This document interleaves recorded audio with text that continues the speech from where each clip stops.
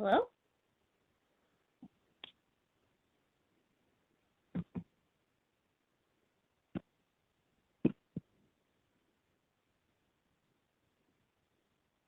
can you hear us now? Oh, yes. I hear you now. Hello? Perfect. So I think, Jesse, we have Chris Perret, who will be here in 40 minutes. I thought Brian was on the list of people who were going to be in person. Well, but maybe Brian, are you online? You're there. You're online. Yeah, I didn't make it to the community center on time, so I'm here from home. No worries, at least you're there. And then Ari and John were an unknown if they were even going to make it. And Eric, his intention was to come join you virtually, but I'm not seeing him unless he's on the phone. By you, Eric? Okay, that's a no. So I think this is your crew. Is that how do we stand for quorum? Are we good? Good. You have 4. Okay, cool. No, please don't. Just in the nicest way I can say that. Please don't, because it's a bandwidth issue. You're welcome to have your computer, though. Thanks for checking. And just a reminder, make sure you turn on your microphones. People in virtual world cannot hear you if you don't press the push button and turn your light green. Otherwise, people in virtual world can't hear you. Oh, jeez. That's true. Whoever you responded to just now, Miranda, I didn't hear what they were. Okay. Test. Jeez. I'm a mess. That's very okay. Yes, on that note, it is 7:03. We will call the meeting to order. I will run a roll call of who I believe is here right now. We have Brian, Hi. Sam, Here. CT, Here. myself, Jess. Chris Perret will be joining us in about 40 minutes, we expect, and we will maybe be joined by Eric and John. Okay. Sorry, just spilled some No, you're perfect. Having a moment. Need some towel or something? Good, I have some napkins, but just going through it. Minutes. How's minutes looking? Good. I actually just sent them over to you. Awesome. They were what I had from the call that I called in on, so they may not go all the way to the end. Cool. Thank you. So we will. But they are an update. Minutes. Yes, we will go ahead and approve them next time. And now that I'll be back on them since I'm here. Thank you, Sam. So I'm taking them for this one. Okay, cool. Yeah, and I think that's, if we talk about roles a bit later, we'll maybe see if there's anyone interested in taking on the role of secretary. Sounds good. We have public comment section now. Anyone got any public comment for us? Yeah, actually, I can introduce who it is because this is Jesse Sievers, and then actually, I don't know who that gentleman is. Mark Peters. And Yeah, my eyes are pretty terrible, so I can't see. and Jesse's joining us to talk about the bike park updates, and he was able to come. So I said, "Why don't you come? I think it would be helpful." Thank you. Yeah, we definitely got that on the agenda ongoing. Mr. Peters, did you come to talk about bike parks well, or? No, that was my first time. I just came to listen. Cool. That's great. We're glad to have you here. So that's exciting. Great. So the first thing on our agenda tonight, we have a presentation from Kieran Riddle, who's going to talk to us about community visioning workshop. She's doing some research about the reimagining wildfire resilience in Netherlands. Brian, I think you met her while you were conducting some of the parks charrettes. Is Kieran here? Yep, I see Kieran on the screen, and that's true. So thanks, PROSAB board, and thanks to our dial-in guest speakers. I met lots of interesting and useful people at the farmers market who stopped by the PROSAB booth when we were doing our Trails Master Plan charrette. So we've got a number of folks involved, including Kieran and Little One, who I also met on Saturday at the farmers market.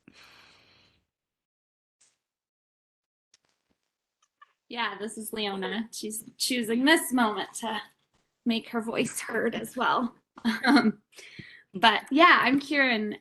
Thank you so much for having me on here, and I'm here also with Ellie, Ellie Prain, and we're both master's students at CU Boulder.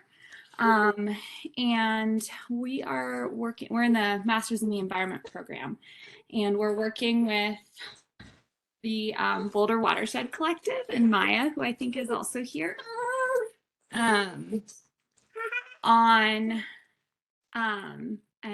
the Boulder Watershed Collective is working on an update in collaboration with the town of Nederland and the Nederland Fire Protection District and the Colorado State Forest Service to begin drafting an update to the community wildfire protection plan for Nederland. And Ellie and I are working on that project along with another master's student named Sarah. And we are spending the summer kind of working on gathering community input to help kind of inform priority actions and values that should be included in that wildfire protection plan, so that it really reflects the needs of the community of Nederland. So our first effort towards that is we are hosting a visioning workshop on Sunday, the 19th of June from 2 to 4 p.m. at Chipeta Park. So that's right after the farmer's market. And the goal of that event is going to be to draw out some, initial kind of priorities and concerns and values to inform action items that might be included in the CWPP. So we're just really hoping to get as much community input as possible for this community wildfire protection plan. And we're trying to spread the word. We want to hear from Nederland and make sure that the update really reflects community values. You know, Ellie, I might pass it off to you to talk about our interviews that we're doing. I wasn't expecting much input from Leon. Sorry. Yeah, totally. I'll keep it pretty brief, but we're also looking to collect interviews from community members in Nederland and decision makers as well. So if anyone's interested in this process, I was going to put our contact information in the chat along with the link to the separate visioning workshop. But basically, we're just trying to interview people within Nederland about wildfire resilience and how that would relate to CWPP updates. It would be about an hour to an hour and a half interview process with 2 team members, and we would really appreciate if anyone could participate. So thank you, and thank you for having us at this meeting. Great, thank you for coming. Yeah, and we'll share the flyer. I actually haven't used this meeting platform before, but I'm assuming there's probably somewhere we can share a link to our flyer and our contact information. Yeah, if you click the little chat button in the lower right-hand corner, that draws up the chat interface and you can post your details in there. Perfect. Thank you. Thank you again for having us. No, of course. Thanks for stopping by. And so we have ways to get in touch with you. And I would encourage other folks on PROSAB who have either a personal interest in the interview or have useful advice for both Kieran or Ellie about how to publicize this event. Feel free to get in touch with them directly and let them know. And this is Maya. Can you guys hear me? Yeah, hi Maya. Here we are. Hi. Thank you, Ellie and Kieran. And I just wanted to add quickly that PROSAB obviously supported us in applying for a grant for funding to support a CWPP update. And so we were awarded that grant. And so that is going to help support this process that we'll be going through over the next year with the town and the fire district. And I think considering PROSAB is, I think, tasked with forest health education or some aspect of forest health, that you guys will all be important people to speak with as part of the process too. So there will be multiple opportunities to engage at different levels or at different places in the CWPP update. So it's probably not the last time you'll be hearing from us. So thanks for your time tonight. Awesome. Cool. Thanks for stopping by. Great. Yeah, thank you. That was going to be one of my questions, whether there's going to be kind of ongoing opportunities throughout the summer to engage with this. It sounds really interesting. Yeah, I guess we'll do our bit to kind of get the word out for this event on Sunday the 19th at Chipeta, 2 o'clock. Great. Thank you so much. I'm just working on adding it in the chat here right now. It looks like Ellie may have beat you to it. We've got Ellie's email, Kieran's email, and the visioning workshop registration link. Perfect. Thank you, Ellie. Brian, could you copy that down and just maybe send it on to those of us who are not on video right now? Yeah, fair enough. Thank you. Got it. Cool. Thank you very much. All right. Look forward to hearing about that kind of interest in research and oral interviews and kind of listening to stories from the citizens and residents in Edland. I guess we can just move on to Julia. Presentation tonight from Julia. She's a CSU researcher and she is going to be looking at embodying changes through COVID-19, exploring gateway resident identities of Nederland. Also a really interesting subject. So thank you so much for joining us, Julia. Thank you all for having me, and hopefully I'm close enough here for this to work. I'm first highly impressed with this setup. I keep saying it. I'm interested to go up there, but I also don't want to have my back to these wonderful people coming in. This is also my first PROSAB meeting, and I'm excited to be here. So thank you all for hosting me. I actually crossed paths with Ryan, was so kind in having that wonderful farmers market tent open, and so that's actually met our Sea Boulder researchers. We crossed and shared, oh, you're also researching. And so this is very kind invitation to come to this community event. So thank you for having me. I have a presentation up if that does work. And if not, I can also do a quick spiel. A couple of you might have already seen my stuff come up or might have approached me by now. So thank you for all your patience. Looks like Nederland has quite a few projects happening for interviews. And so I'll try to be respectful of balancing summer availability with all that. Of course, people can always say no. There might have to be some extra clicks there. I'm used to having my own like graphics in there. I got you. So You just tell me how long to click. 4. I got it. yes, this is the title of what I've started. This is the IRB approved title. So my name is Julia Brandstrader. I am a recently approved PhD candidate. My advisor is Dr. Christina T. Cavalier. She manages the Conservation and Tourism Lab at Colorado State University. Please check it out. She does wonderful work. And so I am here with the PROSAB meeting tonight to tell you a bit about my research, and that is the title that was just put for it, and how I think I could learn with the PROSAB community. And so hit next, please.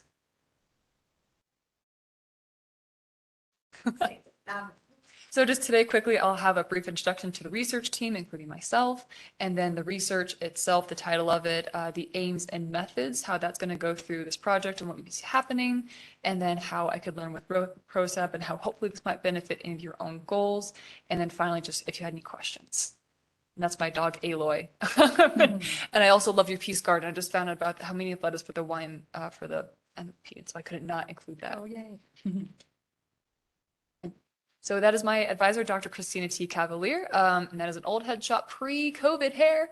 Kind of missed that. And so my role is a graduate teaching assistant, but that is our team. She's the primary investigator, but I am facilitating the research project as my dissertation. Cool. And so why Nederland? I now realize that type might be quite small to read. And so overall, mobility patterns we have seen globally have just drastically changed within the US and specifically within our mountain gateway communities. And I think this is an under-researched area and understood related to tourism, to conservation, and to how we can move forward. And I think a big part of that is missing representations of Western community residents, be that Nederland, Rollinsville, Gilpin. And so these areas have a very unique experience that I think have not been highlighted on or focused on as would be beneficial to many places. As we have people move from urban to city to remote and mountains, there's big changes. And so I think during COVID, you have exceptional intersections of wildfire. You have COVID, health, political, and different sorts of situations that we could learn about people's lived experiences. And I'm doing that through asking about identities, technology use. I also ask about creative expression. So I was also very drawn to Netherlands for that heart and soul of art and creative expression. And so I asked about people's hobbies. I asked them about any sort of affective expression that might connect to how they've experienced the COVID, living during COVID. And then finally, we talk about how all these might perhaps relate to community resilience. And so it's individual perceptions to community collective perceptions and how that might create themes that we could perhaps share with other mountain communities or just keep to Netherlands, the greater area experience. And so the aim is just to explore the relationship between changes experienced by Intermountain Western Gateway residents. Any questions on that term, please let me know. I've learned that, of course, with research projects, we find our own terminology. Does not mean that is something people might see eye to eye with. And interested in places that host a tourism economy, not entirely based, but certainly a big part of it. And learning about those crises experienced during, through concepts of identity, affect, and technology use. And so my methods are primarily interviews, in-depth interviews. So again, a bit longer of a conversation, but they do adapt to schedules of availability and also secondary sources like the Wonderful Mountaineer, recently learning from Facebook sources and Instagram. And so different sorts of accounts that complete a bigger picture of what it has been here and what it's like to be here and expressions of people's selves. And then it's the last one. And so I'm hoping with PROSAB, what can I do? Hopefully some participation. If anyone's interested in an interview, I have approached you. Thank you for being very considerate of me. I know everyone's time is precious, especially in the summer. These can be remote or in person. I'm here pretty regularly. I do live in Fort Collins, but I love being up here. That's why I wanted my dissertation to benefit such a beautiful place and also a greater theme of our Gateway Mountain communities. We owe a lot to them, and I hope this goes to benefit lives here. And then introducing myself to anyone you may know who might be interested, if they value, sharing their opinion, or maybe they have an artistic perception or creative expression. Like maybe these things I'm saying have like buzzwords that hit with someone, maybe not. And then finally, suggestions, certain verbiage that I use with my dissertation. I want it to be reflective of how it feels to live here. So I'm open to suggestions and would love to hear your thoughts on how this could be more authentic. And then perhaps places to visit, people to meet, organizations that would be very helpful to connect with, and then any events or just ideas for the research. It's pretty, structured already. I have passed my defense. It's a proposal, not the final one, or I would. Congratulations. Thank you. Yeah. And so I am interested, though, that this is a very special process that should evolve, I think, with the community. And so I'm very interested in your feedback. And thank you for your time. Thank you, Julia. It looks like, Brian, it looks like you sent out a list of some area agencies that you might be interested in getting in touch with, but I'm Yes. sure we could come up with a ton more for you. And so for the different agencies, I do appreciate finding them, that I go and approach them in person Yeah. or reach out on their website. With it being, it is a bit of a personal project because they interview usually one person at a time. If it needs to be like it's a couple or even a group, I completely understand. Although sometimes they are personal stories, and so maybe you don't want to share that in person. And so that has been learning to get to know one person. Yeah. So one CC or a couple, Yeah. whatever is comfortable with people here. Awesome. I work for the library too, so I recommend, it's a really great resource in town too. I highly recommend stopping by and meeting some of the folks at the library. And Love the library. I sounds- sat there. we a love lot today. research. Yes, you have a beautiful library. Yeah. Beautiful. That's awesome. Hey, any questions for Julia? Sure, thank you. Sorry, I was talking on mute. Julia, I'll put your contact details in the same email that I circulate to the rest of the PROSAB folks, should anyone want to get in touch with you directly. Thank you again for also talking to everyone at the farmers market. Yeah, of course. Thanks for coming along. Yeah. Okay. Amazing. Well, that was very concise. Thank you, presenters. Yeah. Yeah, we'll definitely stay in touch. Both of those are really interesting and very important topics coming up. So, yeah, as we approach the summer season, we all start talking about wildfire a lot. So it's going to be something that we'll keep revisiting, I'm sure.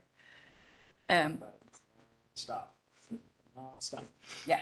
Almost half the conversations, wow, Summer Trail, people saying, oh, God, we got that late snow. Yeah. Hopefully wildfires won't be too bad.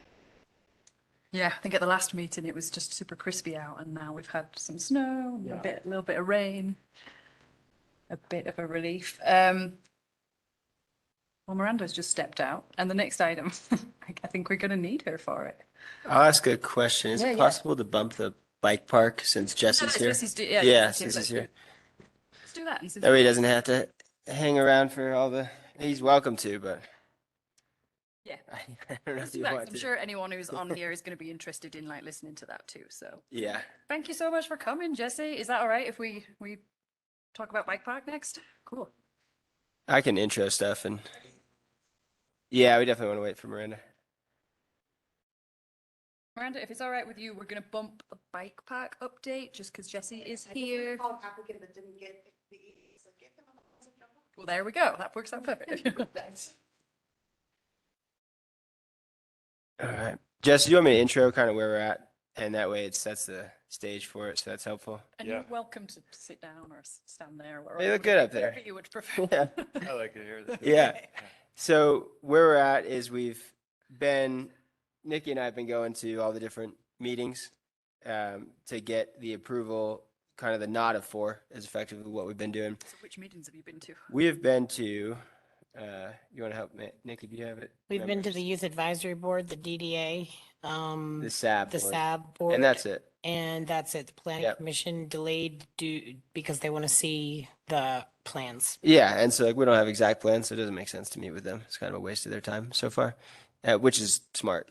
And that was like, okay, yeah, no problem. And so we got to the end of the SAB one, and then Jesse and Nikki and I have all been sort of having conversations about different aspects of it. And Jesse brought up the point, I only really want to do this now that we've thought about it and dove into it.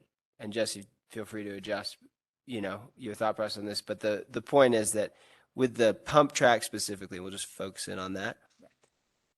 To do it asphalt, because the more we dug into it, the more we learned about it. What we learned and found was that these dirt tracks don't last very long unless they're maintained, and they require quite a bit of maintenance. And so what it boils down to is if we do an asphalt track, we have something that has way more long-term value. Otherwise, there needs to be a pretty serious plan in place to maintain the dirt tracks. And the more we dug, the more kind of depressing it was about dirt tracks with how they get rutted out. And they're great for 2 to 3 years. And then if that, but they're good for about 2 to 3 years. And then they get rutted out if nobody's maintaining them and we're not really paying attention to them. And the other aspect of it, which Jesse can speak to because he's been doing a ton of research on it, which has been really appreciated, is just understanding what it takes to actually do an asphalt track, because it's a big switch, right? It's like, oh, we're going dirt. That's easy, right? We can move dirt. It's in place. Done pretty quick. And the costs are changed as well. And so that was really the point of attention to bring tonight and discuss and make everybody aware of that. We've, over this discussion, come up with this idea that, okay, asphalt seems like a very good idea. And admittedly, Nikki's been very busy. So we haven't had a chance to talk about it much. So this is new conversation. But Jesse, I'll let you speak to it and why you're excited about it. I think I hit some of the points and why it makes sense. And then the next steps are, which I'm happy to do, go back through the boards and talk to them again, get that level of approval. And I think when we do that, I would actually put here's the track plan. Here's what it would look like, get all the costs figured out. And then what we need to understand tonight is also, what are the funding options? Do we need to do a fundraiser? That kind of stuff, because asphalt has costs involved that we still have to understand in exact detail. So that's where we're at. Jesse, I'll let you chat. We'll go from there.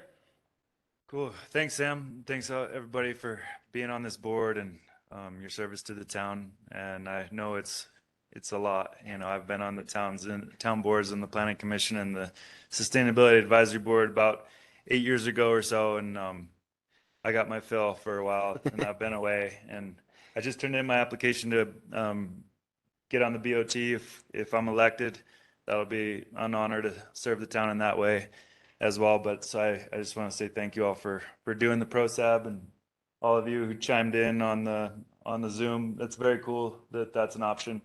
And I'm super impressed with just the way it's all formalized and set up, and how you guys are doing the meetings now. It's definitely a step forward since when I was doing it. From what I understand, that's Miranda, right? Entirely. Well, thank you, thank you, Yeah. Miranda. Well done. I'm impressed. I like it, and yeah. So, as you guys have probably heard from Sam, I started talking with Jesse Ansari a while ago, maybe a year ago or so. Maybe it was 2 years. Yeah. Time flies, and I just, after being on the boards back when I was doing it, and taking a step away from that, I've just really been focused on my business and building up a business here in Nederland. And I do earthwork, I do excavation, foundations, driveways, retaining walls, utilities, trying to help Nikki with some pathways down at Gersio Field. And I love to ride my bike, and I've always, riding my bike has always been a passion of mine since, it started on a big wheel when I was just running around as a 2 and 3 year old, and then, evolved into a bike from there. But I've always just been a hard charger with big wheels and moving on to bikes, and I'm still riding my bike. And I've ridden my bike down Boulder Canyon in a leisure suit to go to meetings and whatnot. And I made a sign that said, I forget what it said. It had a hitchhiking thumb, and it was like, give me a draft for the cars going down. I was always trying to hitch a draft, because with a road bike, you can hop into a slipstream and go way faster. And that's, you see the bike racers, they do that. So I tried to do that. And I've always been innovating and trying to advance with biking. But so with my business progressing as it has, I've just been dealing with all the foundation excavations that I've done, and the roads that I've done, and the driveways that I've done, the retaining walls that I've done, and the utilities that I've done. There's so much liability, and our work is often, we go and dig it and we backfill it, and then people forget about it. There's not a whole lot of glory in it, as opposed to some nice finish work or some nice technology and some nice chairs. Those are things that people see, they appreciate every day, versus the earthwork. It gets buried and people forget about it. And I realized that there's this whole new sector in earthwork that's trail building. And I was up at Blackhawk, and we were riding their new trails with one of my guys, one of my workers. And I was telling him, I was like, people actually get paid to build these things. And he was like, no, it's all volunteers, and there's no way we would ever get paid to do something like this. And then we came upon the contracting crew that was there in the woods, and they had the super little mini excavators there, and they had some really cool fat bike motorcycles there that they were using to shuttle their tools in and out. And so we stopped and we started chatting with them. We made friends with them, and they started kind of familiarizing us with the whole sort of subset of earthwork that is trail building, and specifically for mountain bikes and for trails. And there's also pedestrian trails, obviously, that there's contracts. And the downside, he said, is that you have to travel all over the country to chase these contracts. And if you have a family like I do, it makes it rather challenging. But I basically, at that point, I said, well, I'm going to figure out how to build some trails. And so I kind of put the cart before the horse, and I bought this super small excavator that's specially designed for building and working on trails in the forest. And then I contacted Jesse, and I said, hey, I want to do and build some trails for Nederland, just so I can kind of get my feet wet and get a portfolio started. And I need to just build some trails. And so I told Jesse that I'd like to donate some trails to Nederland. And I had to come up with a number. Our rates are pretty high, and trails are, to the tune of $100,000 per mile, is kind of what I've been learning about these new trails that are mountain bike trails in the forest, and these contracts and whatnot. And obviously that's a lot of money, but my business has been successful, and I figure I can be cost effective, and so I offered to the town of Nederland if we could do if I could have access to build some trails, that I would like to donate $25,000 worth of machine time and labor from my guys and my crew to build some trails, and specifically for bikes, because that's where my heart is. And so that's what I did. I offered that to Jesse, but I did say that, you know, if you, Jesse, can help me through all the planning and all the hey Chris, just talking about bike trails, and my offer to the town to provide $25,000 worth of machine time and labor to building bike trails for the town of Ned, if we can get access to, if I can get permission, basically. But I told Jesse that it's all the planning and all the public meetings and all the campaign of public persuasion that this is a good idea, that I don't have the time or the stomach for at this point. If you, Jesse, can help me with that portion of it, I will show up and I'll work, and I'll add that much value worth of work. And I had some meetings with Chris Perret before he left, and Chris said, well, we can give some dirt to that cause. And then Nikki has generously stepped forward and kind of continued to carry that offer. And so then, lo and behold, Sam came forward and said, hey, I'll be your champion, I'll do this. And because Jesse and I, we tried to get some traction, but it kind of petered out, and we kind of lost a little bit of the momentum. But Sam has come forward and say, hey, let's make this happen. I'm going to be your champion. We'll go have some meetings. Sam rounded up a great group of bicycle advocates in the area, including Nikki. And in the process of that, Nikki had excitement. And also, I would say in this whole effort, I think this is really kind of a path of least resistance, because there's a really big risk that we'll just lose momentum in this marathon of the public process of winning over the hearts and minds of Nederland citizens, and getting behind this and believing that this is a good thing for us to do.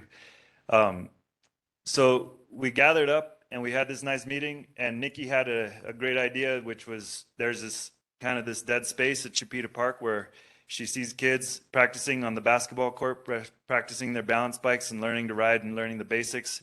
And, there's this notion of the pump track, which NATO, the Nederland Area Trails Organization, had really been advocating for doing it down there by the where the amphitheater is currently planned, and there was a lot of pushback and resistance for that, and that kind of petered out.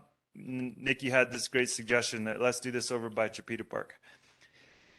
So that wasn't really kind of what I had in mind initially, to build a pump track. I was thinking more some downhill features and some berms and jumps and things in the forest, that we could find some forest land that would be Nederland property, and we could do that there. That's kind of more what I'm into and what I enjoy doing. So that was what I was thinking we should do. But the more I've been researching and learning about pump tracks, I've gotten really excited about it. And I've learned that there's so many benefits to the community, to people of all ages. People in wheelchairs can do them, people on skateboards, on scooters, kids who are just barely learning to balance can, as Nikki was saying, they can learn to balance on the basketball court and then progress onto the pump track. And this very same pump track that is great for kids and, people of all skill levels, elderly and everything, you can actually do races, and there's internationally sanctioned races. So it's really amazing, and they're finding there's just this growing trend, and I've been getting excited about it and sending articles and information to Sam. And so, I know initially, so I've offered $25,000 for the initial build, and I've learned that $30,000 is a reasonable budget for a smaller pump track, which this one would be.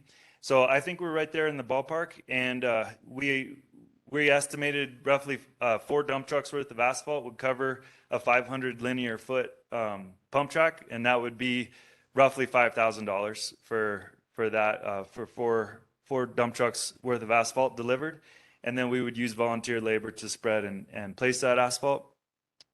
So my offer is $25,000 for the installation, 3 years of maintenance, and if it doesn't catch on and nobody wants it after 3 years, I'll destroy it, put it all back to the original park that it was, and erase it all, and we'll make it all go back to original park.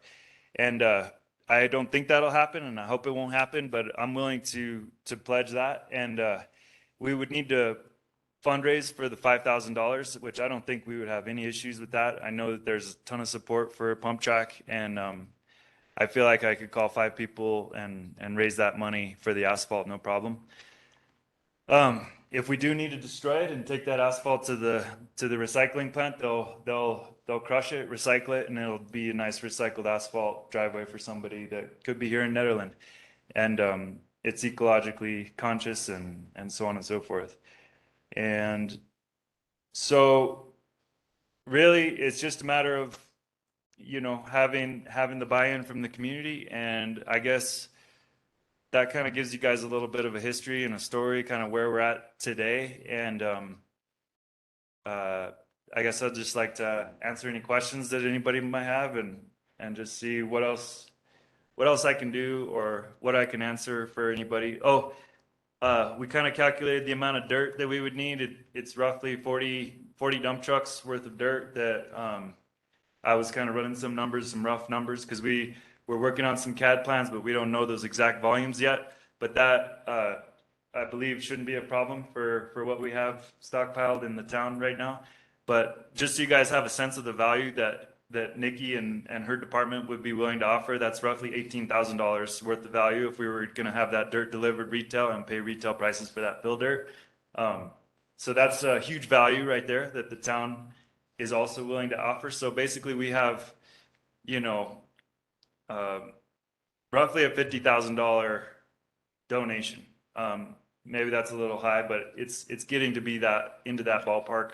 Well, you throw in all the labor that Yeah. helps finish it off and stuff that. Yeah, absolutely. So we're looking Adds at to it. a $50,000 installation that, you know, we have right now, kind of just in a groundswell of energy and enthusiasm from the community that could really be a great thing. And you know, I've been the more I've been researching it, the more I've been won over, because initially when it was like, oh, let's build a bump track, that would be all of my budget really for this current round. And you know, it seems like an easier first step for us to create something nice for the town with bikes than building some trails in the forest, and that can come, you know, some other year.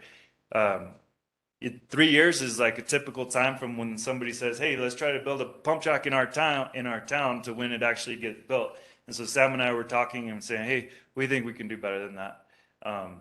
You know, we got excited about it this spring, and, you know, I don't think it's outside of the realm of possibility that we could have it this fall, which would be, you know, probably a case study for how fast something could happen. And that would be something I think we could be proud of as a community, of how fast we could get something done if we're excited about it. Maybe it'll be next summer and it would be 1 year. Sorry, how large an acreage would we be talking? So I sent Sam some screenshots, some satellite views of Chipeta Park in the little area where we're talking. It's in between the basketball court at Chipeta Park and where people park. And so it's 50 feet across and 150 feet long. If we add a little dog leg in and if I had a way to project my phone a screenshot, but I can show you real fast, and I can text you this. I'll show you guys and pass it around. I can send these to everybody as well. So if we dog-legged it, that would give us essentially the same amount of linear footage as what's at the Belmont Bike Park. Okay. Which is a really great kind of run it like that. So this is the parking, that's the basketball court at Chipeta Park. So we could just go straight, you know, or we could dog-leg it.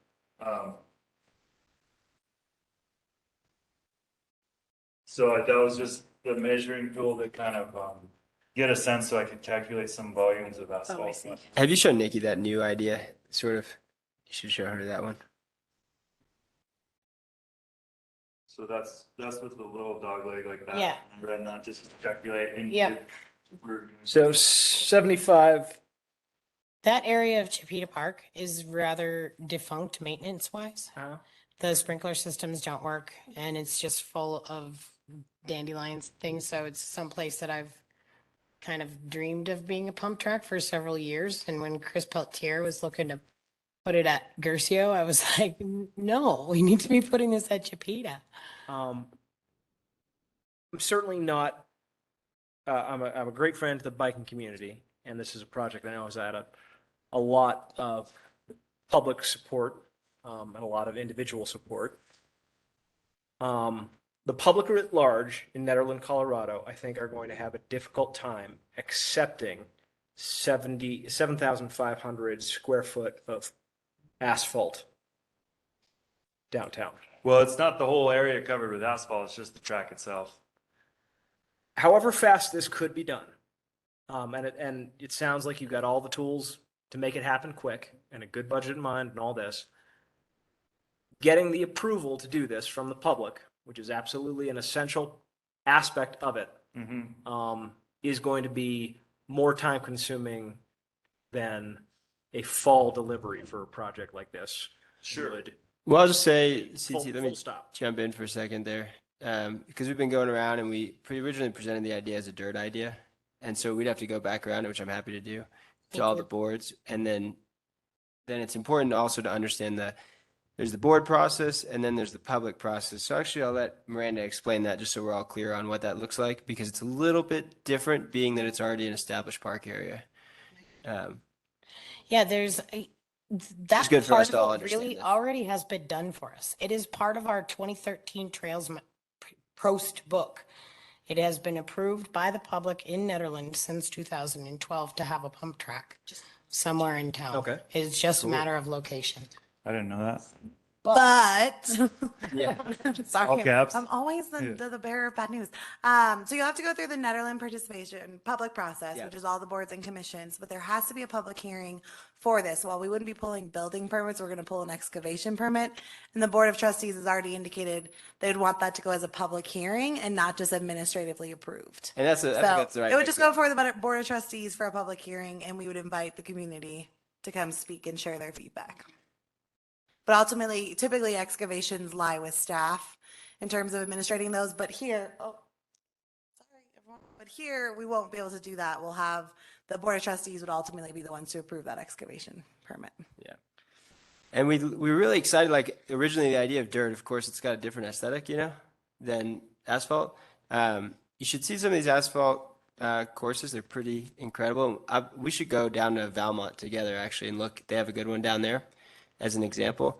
But one of the big concerns is like, how's this thing going to be maintained? And the more we looked into it, the more that we understood that dirt needs water, dirt needs maintenance, dirt turns into something not sustainable over time if there's not a maintenance plan for it, all the time, not just a few years. It's like it's got to be ongoing. So I think, and we're more than happy to, like, just being the champion of it and being involved with it. I'm speaking from, kind of my heart on this one. Sure. Is we're more than happy to take the long game approach on this, to do it, the absolutely right way, because that's what we want to do. And I'll say that's what I want to do. And I know that's what Jesse wants to do as well. That's what Nikki wants to do, just because we've been talking a lot. And do it also in the way that's going to provide the longest lasting value. Yeah. I'm not jumping up and say, hold it, stop. Okay, cool. I was just wondering. Yeah. And if you are, it's okay. You're welcome to that. It's good to anticipate. Yeah. I'm certainly not. I'm just saying. Yeah. The asphalt is going to be a tough sell. Yeah. So I agree with you. It's definitely a new introduction. And so we got to look at it that way. But the big, we'll kind of put together all the pros and cons, but the big con is that dirt, almost historically, if you look at all the tracks that are dirt, they tend to get wore out unless there's an actual plan in place for someone to be in charge of, monthly taking care of the track, which I didn't realize going into that. I was like, I thought you could just pack this stuff down pretty well, and work. And it turns out not on a pump track. And so the sustainable aspect of it is the big thing. Like the long-term use, being actually sustainable is a different piece of it that we have to address. Yeah, because I think the reason we started talking about the dirt track Yeah. in the first place was that the location was kind of up in the air too, and we were talking Right. about this being in like a cool forested area where you'd be winding in and out of trees and stuff, and so you wouldn't want to remove a bunch of trees in forested area. Absolutely. And then, pave it over. That wouldn't fly in Netherlands. But yeah, if the location I think is already in a non-pristine area, such as like kind of unmaintained lawn grass, Nikki, there's no irrigation in that zone, is there, or is there? There is which part? That bit between the parking lot and the basketball court. There is irrigation. It's just defunct. Okay. It's most of the heads are leaking and broken, and that area, the grass seed is no longer grass seed anymore. So for me to get that back to a grassy area would be more work, I think, because growing grass up in these here hills is hard work, more work than putting in a pump track. So they, like the underground, that would need to come out. Well, not necessarily. And at one point in time, we were talking about, because I can cap it, Jesse, so I don't have to pull it out or anything like that. But at one point in time, we were if we had done the dirt track, we were talking about using part of that irrigation system to water the dirt and water the grasses that we were going to plant on areas that it wasn't going to be the track. Yeah. Because the goal was to, and still will be, I'm certain, that where there's not asphalt and or dirt, that would be planted up with some native lowland grasses like we want to put at Gercio Field, which I'll be talking to you all about at the next meeting. Yeah, I guess I don't know very much about like costs involved, like price comparisons and like long-term maintenance costs and labor involvement. Because as far as my understanding, that the issue with the bike park was the maintenance of the asphalt, and the asphalt being like the concrete being damaged, and then it's a big deal to have to come and repair that. So I just feel like I need to. Asphalt's incredibly resilient and easy to patch, and it holds up way better. And believe me, maintaining driveways in the mountains, when I do see a lot of slopes, which a pump track is all slopes, I recommend asphalt if people want to reduce their maintenance costs. Otherwise, they're going to pay me to come back every spring and grade it out again for them, and it just gets washed out regularly. And when we dig utilities in the paved roads and we got to put the road back together, we bring up half a dump truck full of asphalt, we spread it, we plate compact it, and it's good to go, and it's easy to patch. Yeah, is the bike park concrete? Or is it The bike park is concrete. okay? And Which one? Bike park the concrete, so it's a little, Stevie and everyone, I'll little different material. show you this real fast, but there's ways in which the drainage can be managed so that the actual pump track itself is asphalt and obviously doesn't have anything growing on it because it's meant to be ridden over. But then that displaces a whole bunch of water. Yeah. And then that water can be concentrated in the spots where we do want the grass to grow. And it's a really, it's a way of managing the grade in a passive way to offset the fact that we're eliminating some growing area and then we're enhancing some growing area. So by managing the drainage that way, it's actually a more responsible use of our irrigation and our stormwater. So we can have areas like the RTD parking lot where when there's a big storm, it goes into that one corner right there, and you can see that the stormwater drain is elevated. So it's only the biggest storm events, the 100 or the 500-year floods that actually flow in. Everything else soaks into the ground, gets filtered, and it filters out all the pollutants from that big parking lot. So the same thing would happen. There's not going to be many pollutants on the pump track because you don't have cars parking on there. We can shape the non-track areas so that it's able to retain water and soak that water in and enhance the growing area and also reduce runoff and basically just enhance the groundwater table. And I'm thinking about this stuff a lot because I'm always affecting the drainage and the grading on people's yards. And so it's known as low impact development. I'm a big sustainability guy. That's where I originally met Chris on the sustainability advisory board 10 years ago. And this is how I approach earthwork. And this is a way in which we can design and plan for good responsible drainage and and to enhance the growing areas that are not specific to the track itself. Any other questions or anything else that I can answer to help? I'm going to play devil's advocate. Yes, please. That's Taking why a we're line here. from Joni Mitchell. Okay. It's a paved paradise, put up a parking lot.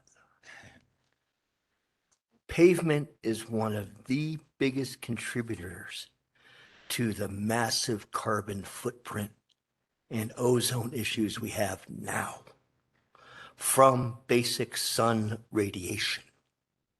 We have 300 plus days with sunshine here. Netherlands is warming up significantly. When I moved here in 82, we never saw a 90-degree day. The highest was about 80. Now we've reached 100 up here. The earth isn't getting any cooler. And the other aspect is I raced a dirt track and dirt. And we can make a dirt track into glass, which is better than your asphalt. And it's a combination of adding clay and sawdust together and smoothing it out. So you can have that as your dirt foundation. It's still all environmentally sane, and you don't have to put pavement on top of it. And when you need to fix it, you come in and you put more clay and sawdust and dirt in the spot that there's a problem. I raced a truck for 10 years on Rocky Mountain Speedway, down in Pueblo, I-76 Speedway, and saw how they did this. So it can be done without asphalt. I would really think you see here that you're going to have a pretty big uproar from town if there's a big chunk of asphalt. The other aspect is if during the summer or fall you get a bunch of water under your asphalt, then it freezes, it will break it all up. These are just fully cool for a pump track because kids need something to do, but it's just as a factor of if you have 7,500 square feet and let's say you're a third of it, you're almost 2,000 square feet, 3,000 square feet of asphalt. And I hate to say, but now with the price of fuel and everything going up, your numbers for your asphalt are going to double to triple. Well, And it's just as not cost effective. I mean, I was estimating 35 and I just inflated that number to 5,000. 3,500 for the asphalt delivered. And I pumped that up to 5,000. And yeah, I mean, that's great, Chris. I agree. I used to build adobe houses down in New Mexico, and I feel like I would love to change the building codes and just eliminate all concrete and asphalt and just use dirt to basically do everything. Pretty much my solution to everything is more dirt and more dirt work. I love the dirt, and I love working with clay as well, and totally agree with you. And yeah, I think that would be really cool to just pack it out and slick it up with clay, and I know that can be done really well as well. And yeah, I don't know. I think asphalt would probably be better in the long run, but You'll get better buy-in with dirt. That sounds like it. Yeah. Chris, I have a question for you.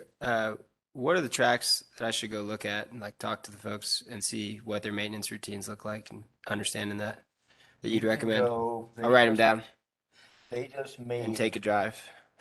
You can look it up. We were just out there, me and my son. Is that right? In Bristol, Tennessee. Bristol, Tennessee. track. That's a little more than. They it's a concrete NASCAR track, Okay. and they I can call them made it up into too. dirt. And I have pictures to show. Yeah, cool. So this is a concrete racetrack. I think that will be a concern maybe on the Sustainability Advisory Board and for people, they will kind of talking about the climate issues because it is a heat absorbing. Yeah, no, it certainly is. Yeah.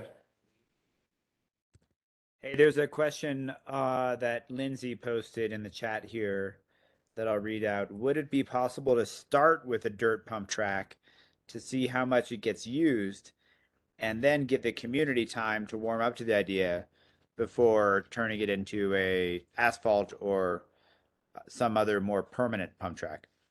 Excellent question. Brian, I'll let Jesse answer that one since he'll be involved with the work side of that and how that lays out. And we've been researching sort of his role relative to the asphalt part. So Jesse, I'll let you Yeah, start. thanks, Brian. Where's Tennessee? I'll call him up. Do you know anybody who's done? I went down. BM? I had a down. Is that One of my sort of jobs similar? down in I'll Boulder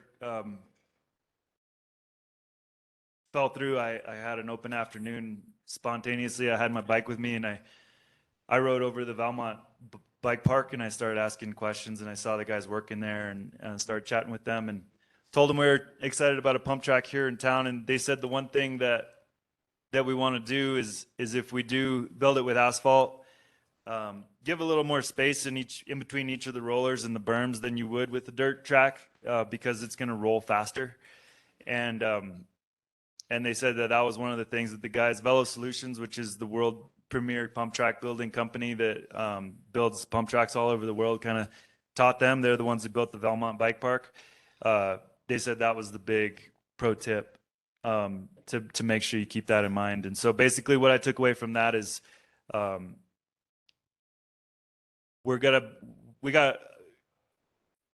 me, and what I'm willing to offer, it's a one-shot deal. I don't want to build the thing twice. And so if we go in and we build a dirt track and then we decide we really like it, it's getting great traction, everybody loves it, let's put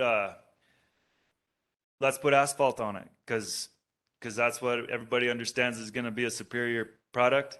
We're going to have to change the whole track and rebuild the whole thing from scratch.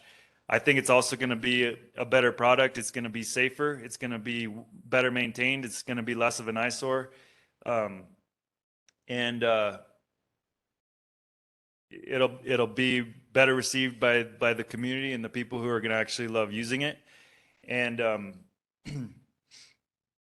so that was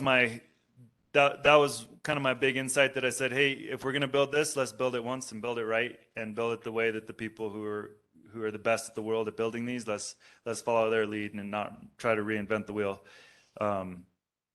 Cool. I think that answers Lindsay's question. And maybe a idea for Sam and Jesse to maybe try to alleviate some potential resident concerns would be to put together a little proposal of similar communities to Nederland that also have asphalt bike parks or pump tracks, to see kind of how they've dealt with some of the sustainability questions or with some of the kind of environmental related questions.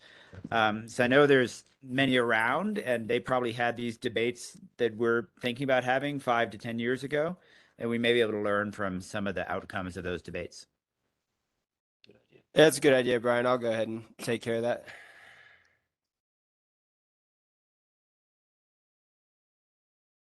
I think the best thing we can do here is get all the concerns on the table with asphalt, so we can try and understand and address them. I'm writing them all down so we can make sure we go and dig into them, All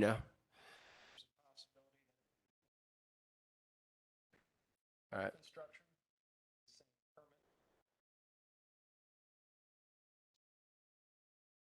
There's not a chance that someone on a pump is hurt. That's likely to happen at some point. Responsible town. So If somebody's talking, we can't hear. I'm just raising the issue of this being a potential liability. And if that's been already addressed by the boards putting this together, that's fine. But the nature of that liability may change if the construction material changes that drastically.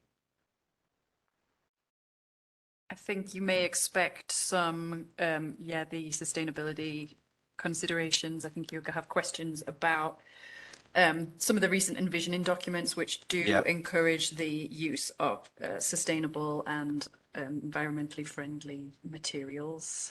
That's a great one. Yeah, we'll just get that. Stormwater runoff, things to think about. Winter. Sam, the sustainability board was talking about giving us a scorecard, and I think that we really need to consider what asphalt's going to do to that scorecard from that perspective. Have you gotten a copy of that I scorecard? haven't gotten a copy yet, but I'll reach out and ask for one. Thanks, me either. Again, Other not, things? not trying to rain on anyone. No, it's okay. It's good. I Just don't mean, want you to better have to bring it any up now, illusions. you know? Doing asphalt is a significant change in the way that this has been described to the community. Oh, yeah, And you're it's going total to see change. that reaction from people. Just gonna happen. Any other things that anybody might think would be like concerns?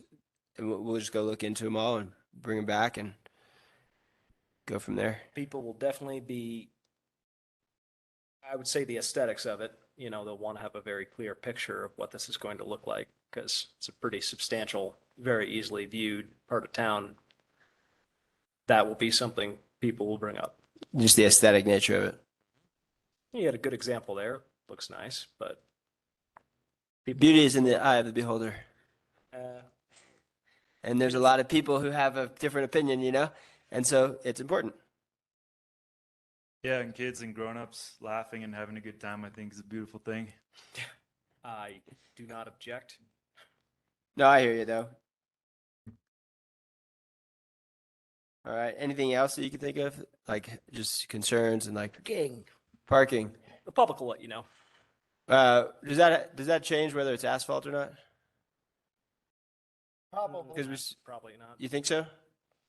It's just as a factor of, let's say you have an event there.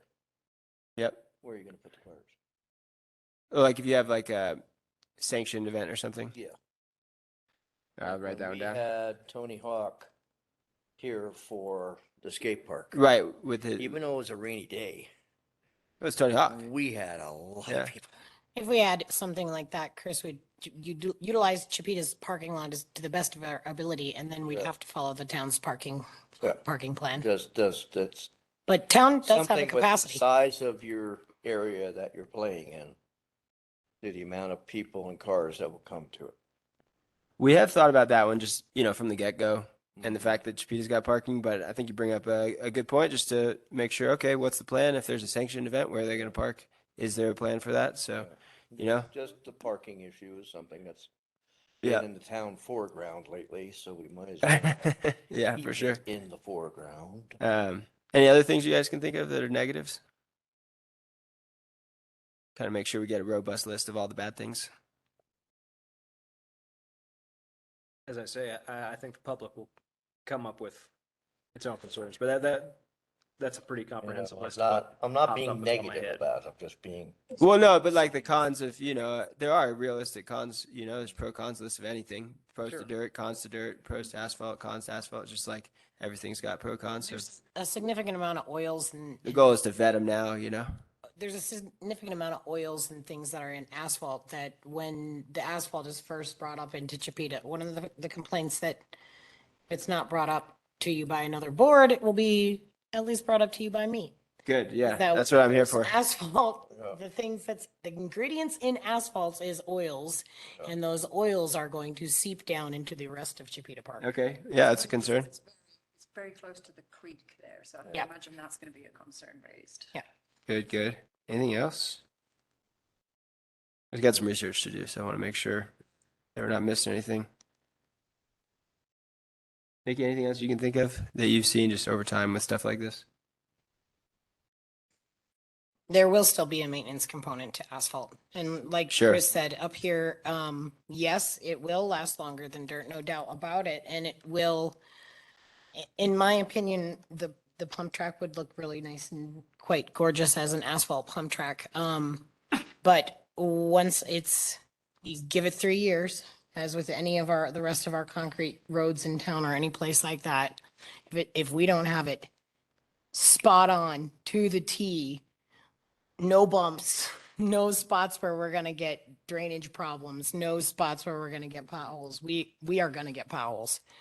And the amount of sunshine that asphalt is going to get beat down by, it's the freeze thaw. We're gonna have alligatoring, we're gonna have potholes, we're gonna have all kinds of issues. And eventually, Jesse's not gonna wanna deal with it anymore.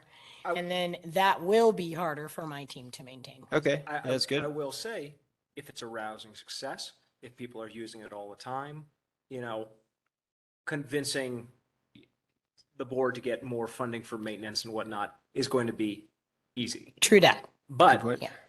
This is an experimental thing. This is a new thing. The Valmont pump track is absolutely awesome. It is just gorgeous. And the idea of having something like that up here in Nederland is, don't get me wrong, incredibly appealing. But I too am a environmentalist at heart, and I want the best Yeah. for Chipeta, and I want the best for all of the kids. I have, I don't want to see anybody not happy at Chipeta. And if they're not happy because their pump track is mud, well, then I'm going to be I'm not happy with them. If they're not happy because their pump track is Might be taking a trip to potholes, I'm not Bristol, going to be happy with them. to Bristol, Tennessee. They got mud there. So, I grew up in Georgia. there's going to be pros and cons to either. And either way, I'm in support of a pump track at All right. Chipeta Park. So- Quick question. Do we know, just in the plan, if it specifies surface type at all? Or like against a certain can't surface? remember. It's okay. We can always look it up. I'll make a note. I don't think so either. But if you go into the master plan, pull it up off the computer and search for the word bike, I'll take care of that. there's 42 or something of them.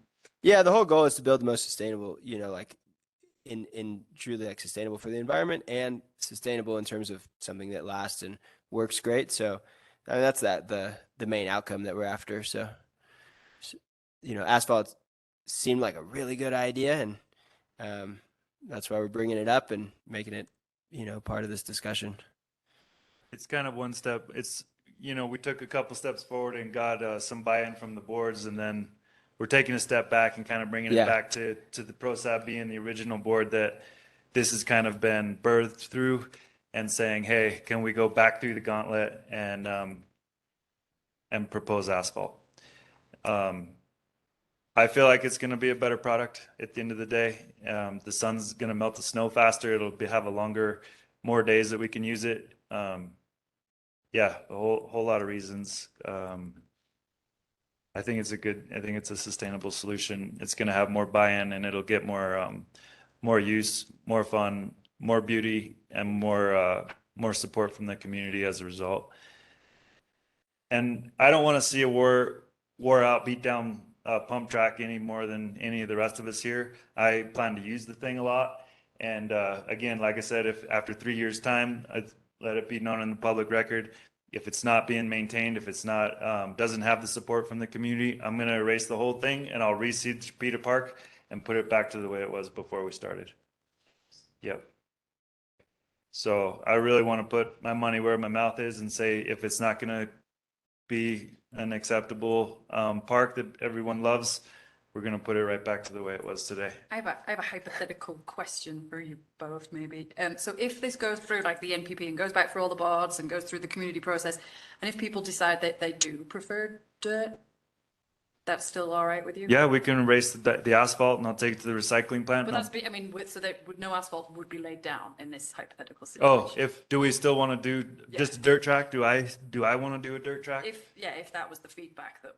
I ended up mean, coming back. where I'm at today, I don't think that's the right move for us. Would I still donate my $25,000 for a dirt track? Probably, but I'm not as excited about it. I'd probably go home and sulk for a few days and then come back and be like, okay, let's do it. So I'm not. So they're taking a trip to Bristol, Tennessee, and looking at their track type. So, Bristol Motor Speedway. I found it well, just now. Sam and I'll do some research Yeah. and try to get some of the pros and cons from the pros and the experts who've been doing this and do this, way more and way better than we do. We can talk to some of the people who did Valmont and hear their thoughts. And, we'd love to see some of the good examples of some of the dirt tracks that there are out there. I know that there's a lot of people who do dirt tracks in their backyards and whatnot. I've seen some of those. They look usually like in the state of disrepair to me. And Because that's the thing, like I can imagine people saying that a dirt track is something that just regular folks without tons of experience could rally and help maintain, rather than it all being on Public Works and Parks. well, I'm going to cover 3 years of maintenance Yeah. myself. So It's the after 3 years that's the Yeah, concern. that's the concern that we were thinking, like, we should think long term and figure out whatever's the best long term solution. in 3 years and nobody else comes forward, but everybody says, Jesse, will you please maintain it? I'm going to say, hey, my business is doing great. I have the extra money and the extra manpower. I don't want to see the pump track go away. I'm going to donate another 2 years of maintenance or something,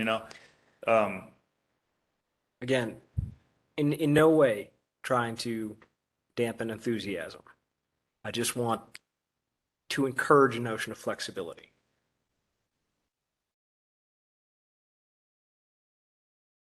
Yeah, go into it with open mind. Totally. I appreciate that. Yeah, good to meet you, CT. Likewise. And yeah, if anybody else has any other questions or comments, otherwise I'll go home to dinner. One of the things I can do too, and I'll just make a note here, is I'll go down to Boulder because they went through the whole process of doing this down there. There's like an amazing video Jesse sent me of their whole process and their parks manager, and I'll go meet with them and see what they learned. You know, and also if they had other materials in mind potentially as well, like some of their alternative ideas. Okay. Thanks, Jesse. Yeah, thanks, So, guys. Jess, Thanks, Jesse. thank you for taking the time. Appreciate it. Thanks.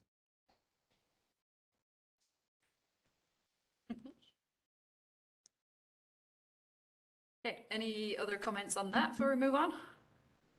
I guess the next steps are gonna be, you're gonna I'm- take it out, like, I've got a list. I got a list. Yeah, so the next step is some more research on the nature of asphalt, because that's kind of been a switch in the idea of the approach in the last week of like, oh, maybe this is a better long-term solution. Let's explore it, because we're seeing that the dirt solutions seem to be falling apart everywhere after a few years. And that's kind of what we don't want. And so we were thinking, oh, how can we do this in a long-term way? So some research and then compiling that and sharing it with everybody. And along the way, we'll get some, official final quotes on, not final quotes, but current quotes on things to see where they stand. So depending on whatever route we go. And then depending on whatever route we go, I'll probably go back through I'll let everybody know here at PROSAB, and then I'll go back through the other boards however many times we need. And we'll just, keep going. Sam, I encourage you to look into different types of clays. Okay, cool. We Yeah. use a lot of clay in the crusher fines that we use at Chipeta Park for trails and things like that. Nice. So, Yeah. And you Yeah, can I'm also totally open. I think. look to you know. see if there are types of asphalts or materials that are made Like with sustainably. and, with more sustainable materials. basically stuff that reduces the heat profile of it. It's Absolutely. kind of the big Reduces one from the heat asphalt, and then profile. and the oils in the ground, all that Yeah, aspect of it. things that are maybe made with vegetables of some kind or Yeah. whatever that is. So No, totally. I mean, I think there's people trying to innovate on Yeah. that stuff, so we'll see. yeah, What's beyond that? that. Beyond asphalt. Absolutely. Yeah. Tastes Absolutely. terrible. Yeah, I like that idea. I don't know. Yeah, I don't think. No, it's good. I appreciate everybody's input. We're just trying to make sure we vet the thing really well. And Make it out of compost. that'd be pretty cool. I think laying That sounds very Netherlands. Park is an excellent idea. Yeah, just throw a bunch of epoxy on there. Oh, wait, that doesn't accomplish the same thing. No, thank you everybody for that. We can keep moving on. Okay, I was hoping Eric would be here too for this, because maybe he can help with this. So we've got big spring egress. Do you want to do your applicants because they're all hanging? Yeah, of course. Yeah, and I was luckily able to get, so let me get you up to speed here. You have 3 vacancies. So your vacancies come in the form of Jesse Ansari's time is up, but she has sought reappointment. Chris Perret is no longer going to serve on PROSAB, and he forgot the cake. I don't know what the deal is. Where's Is that the the cake? tradition? Listen, when we were at the planning commission, he was like, "Where's the cake?" But you didn't bring the cake to PROSAB. Anywho, the other one is John. John Adler has decided not to continue. So you have 3 vacancies, but you have 5 applications. So the reason this is, so ultimately the way in which a vacancy is filled is through the Board of Trustees. They have the ultimate say. But we're bringing the applicants before you tonight to share with you a little bit about themselves. And if PROSAB desires, you could make a recommendation for which 3 candidates out of the 5 you want to recommend to be appointed. I'm You sorry. have, oh, I apologize just for clarity. Jesse is also. Jesse is considered an applicant at this point. You have 4 out of 5 applicants here. Unfortunately, Alex couldn't make it. But he did send me a statement that I'm happy to read for you about why he's interested. My thought, Jesse, is you could have each applicant share a little bit about themselves. As a board, you could ask them questions. So your applicants are Jesse Ansari, Kat Barr, Lindsay Danforth, I want to mess this up. Let me see who else I got. Jeff Young and Alex Zebrek. I'm probably saying that wrong, so forgive me, Alex, if you listen to this later. And Alex is the one who is not on, so I'll read that last. So I don't know who you want to start with. We can go in alphabetical order if you want, by last name. Sure. Okay, so I would then say that Kat would go first, and my thought is, Kat, introduce yourself, tell the board why you're interested in being on PROSAB, and then we'll do kind of just a Q&A after that.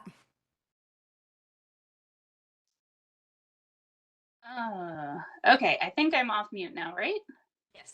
Yeah, we can hear you. Okay, and I'm trying to get off the video, but I don't know. We'll see. Yes, hi everyone. Let's see, there we go. Okay. So yeah, hi, my name's Kat. I think I know probably about half the people involved here. So for the rest of you, it's nice to meet you. I've lived in Netherlands since 2011. I live up in Big Springs. I have a background in sort of nonprofit management for a variety of different sectors. And I currently work as the development director at Wild Bear Nature Center here in town. And prior to that, worked for a couple of different national nonprofits. I would say, and then like beyond that, I'm a new to gardener, high altitude gardener, a mountain biker, trail runner, and very amateur nature photographer. But yeah, I think so. I guess I would say that the reason I wanted to get involved with PROSAB and apply is that I mean, I've lived here for a long time, and I've always really loved the kind of outdoor spaces and parks and different opportunities around town. But in about a year and a half ago, kind of pandemic driven and kind of just life driven, I decided I wanted to kind of have a bit of a change of pace and do some hands-on in-town work. And so last summer, I worked with Nikki and the parks team on the parks here in town, and also worked at the food pantry a couple of days a week in addition.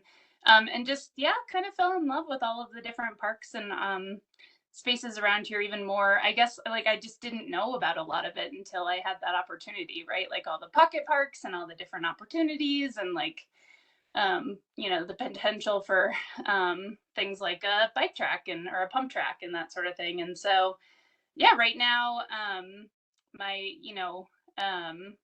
right now I saw the vacancies for PROSAB and I was like, oh yeah, that's like exactly the like perfect way to get back involved in sort of helping to drive some of the opportunities for the parks and the trails around here. So, I mean, my thing is I like being out there in the dirt doing things and working with people and making things happen. I think like some of the particular components of this board's purview that I'm interested in are like trails, pocket parks, but like really anything that I'm excited to find out more about what the opportunities are and help with that. So and also because I live in Big Springs, interested in the egress too, but more as a constituent right now. But yeah, so I'm happy to answer any questions, but I don't want to ramble on too long. I really just, I love this town and the outdoor spaces and would love the opportunity to work with this board and the town team and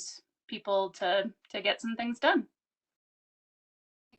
Thank you so much for your application. As a high altitude gardener,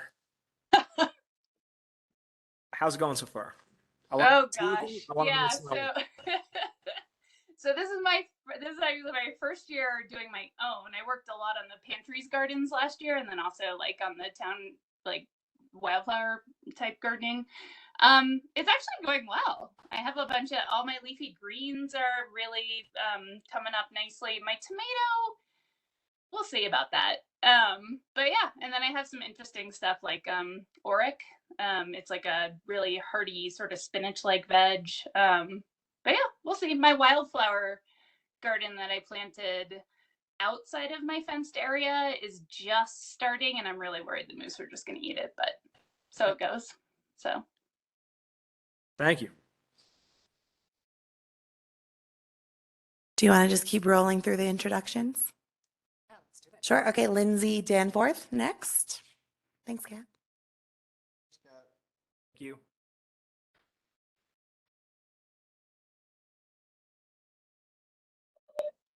Hello, can you hear me? Yes. Yeah. Hi, I am Lindsay Danforth. I am a former trustee and also a former planning commissioner. Um, and I just love this town and love being involved, obviously, in town. So I just had finished my term as trustee just a few months ago, and was looking forward to kind of getting involved again in a different board that I haven't participated in yet. I'm also a mountain biker, hiker, do all the outdoor things, skier, alpine and cross country. So I really enjoy our outdoor spaces. I spend a lot of time going to Mud Lake. It's really close to where I am. And so I thought this was a really good opportunity to get involved and participate in some of the discussions about places I love.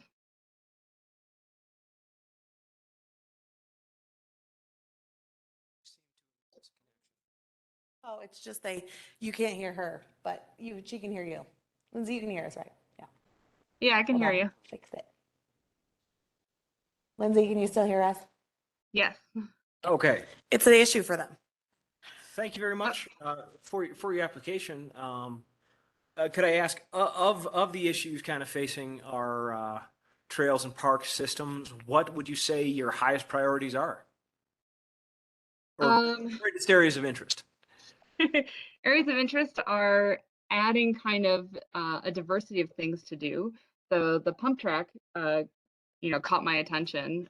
Being a mountain biker, I certainly spent some time down in Valmont. I spend it more on their dirt tracks.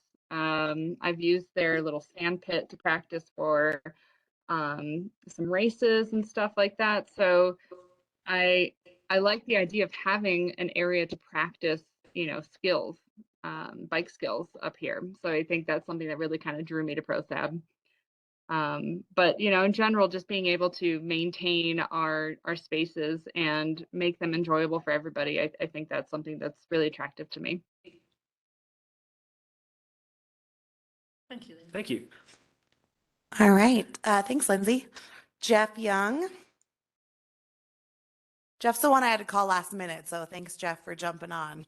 Hello, no worries. Apologize for not getting the email right on the application. Nice to You meet actually had it right. It was our fault. We forgot the S at the end, so No worries. you're here. Yep. Hi, my name is Jeff Young. I moved to town January 1st. My wife and I are living in Old Town, right on South Jackson Street. I was just looking for a way to I love Nederland. I love the open spaces. I love the fact that there's trails everywhere you look. And I was just looking for a way to kind of get involved and sort of add back to the community. So that was my primary interest, just to kind of keep it simple and short. I do a lot of trail running. I have a dog that I walk with. I also trail running with a bit. And my wife and I are really just enjoying the trail systems. We also think that, we were just down by the reservoir actually when I got a call, and we saw a pelican down there, which was amazing because I didn't realize there was pelicans up here. So it was very cool. So that's short and sweet. Big pelican. Yeah, my wife ran one of those phone apps on it, and it said it was a North American pelican. We didn't think that there was pelicans up here. It's down fishing in the reservoir, though. I've heard tell of the odd pelican in Boulder County, but Really? I've never actually seen one. Yes. I apologize to derail you with an anecdote. Climate change. No, there was a particular pond on parkland down in Boulder that someone released their goldfish into, and these little guys got busy and just made goldfish galore. And the town was a little aghast about what to do about it because there was some people that were raising the ethical concerns of exterminating a bunch of fish, foreign though they were. And a bird happened upon that same pond as they were deliberating and solved the problem for the entire town. Nature. It may be the same pelican. Who can say? Thank you for indulging my anecdote, and thank you very much for your application. Since you've had a chance to enjoy the trails in town, what would you say they most need? There are a lot of them, but as we're finding out making the master trails plans, there's plenty of issues with what we got and plenty of issues getting more stuff done. Quite frankly, I don't have a lot of complaints. I would just like to kind of contribute, or even concerns at this point. I think it would be nice to be able to do a loop around the reservoir. My wife and I found the trail up at a big spring that brought us up to Magnolia, and then we were kind of messing around in those trails down there, and we thought it'd be cool to be able to cross the creek underneath the dam. So I think that would be one thing that would be interesting.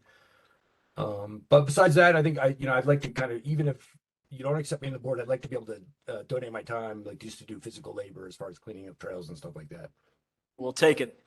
I figured that'd Sold, be sold. You're there. elected to labor. Cool. Done. Thank you. Thank you for your time. Thanks, Jeff. Yeah. All right, let me read Alex's comment to you all. So he says, both my professional and personal background will allow me to make a positive contribution to PROSAB. First, I work as an attorney for Vail Resorts, so I'm very familiar with the outdoor recreation industry and outdoor recreationists. In my role as an attorney, I am skilled in researching, reviewing regulations and applicable statutes, and drafting both persuasive and informational pieces of writing.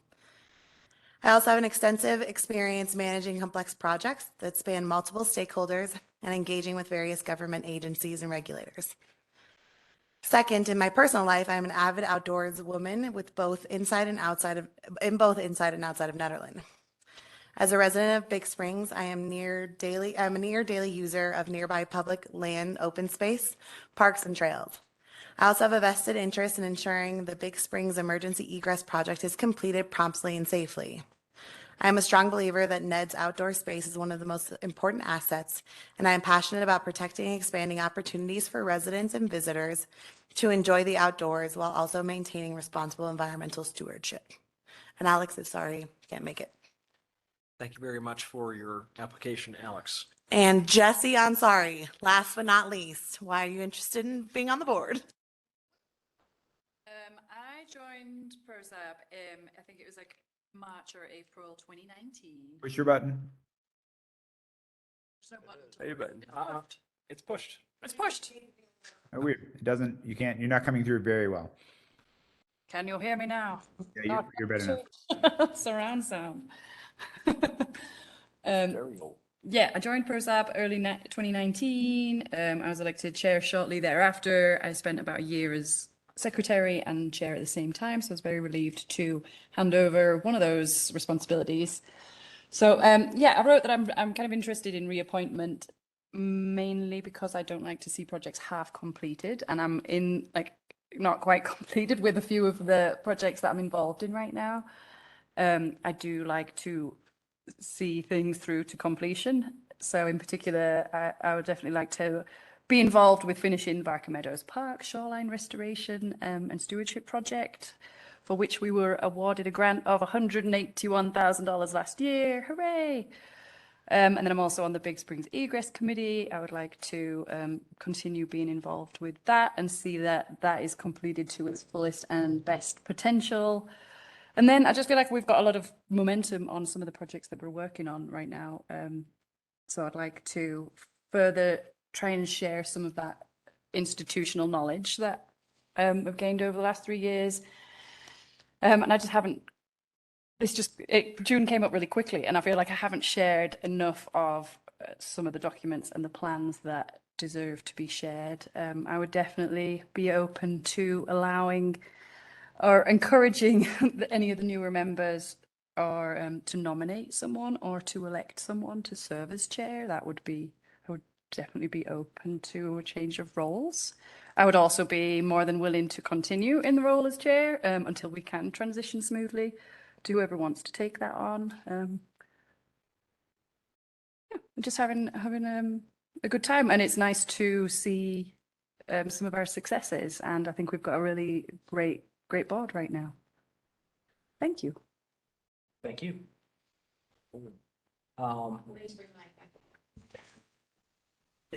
In the next iteration of the board, what would you hope most to see from it? Yeah. I guess continuing on with, I appreciate how, especially Sam and you in CT, you've both been very active members. So stuff does happen quicker when there are subcommittees. So when you do join these in-between committees and do some active stuff in between, that's when things keep rolling and keep happening. So I'm excited to see this Trails Master Plan come to fruition. I think that's going to be a big deal for town, and try and identify some of these routes and routes that we need to prioritize, like talking to the youth advisory board. It's just kind of revitalized some of my interest too, and maybe helping them get safe access from homes and Old Town to the high school. So that's kind of my interest, is connectivity and yeah, I think trails. I think just trails and maintenance and supporting the new parks department develop into its full potential too, and supporting the new staff with what they need to do, and see what we can do to help. So you guys can't see the chat, but Brian wrote hashtag chair for life. Thanks, Brian. Second, all right, try. So ultimately, I don't know if we really landed on this, Jesse. Ultimately, PROSAB can make a recommendation.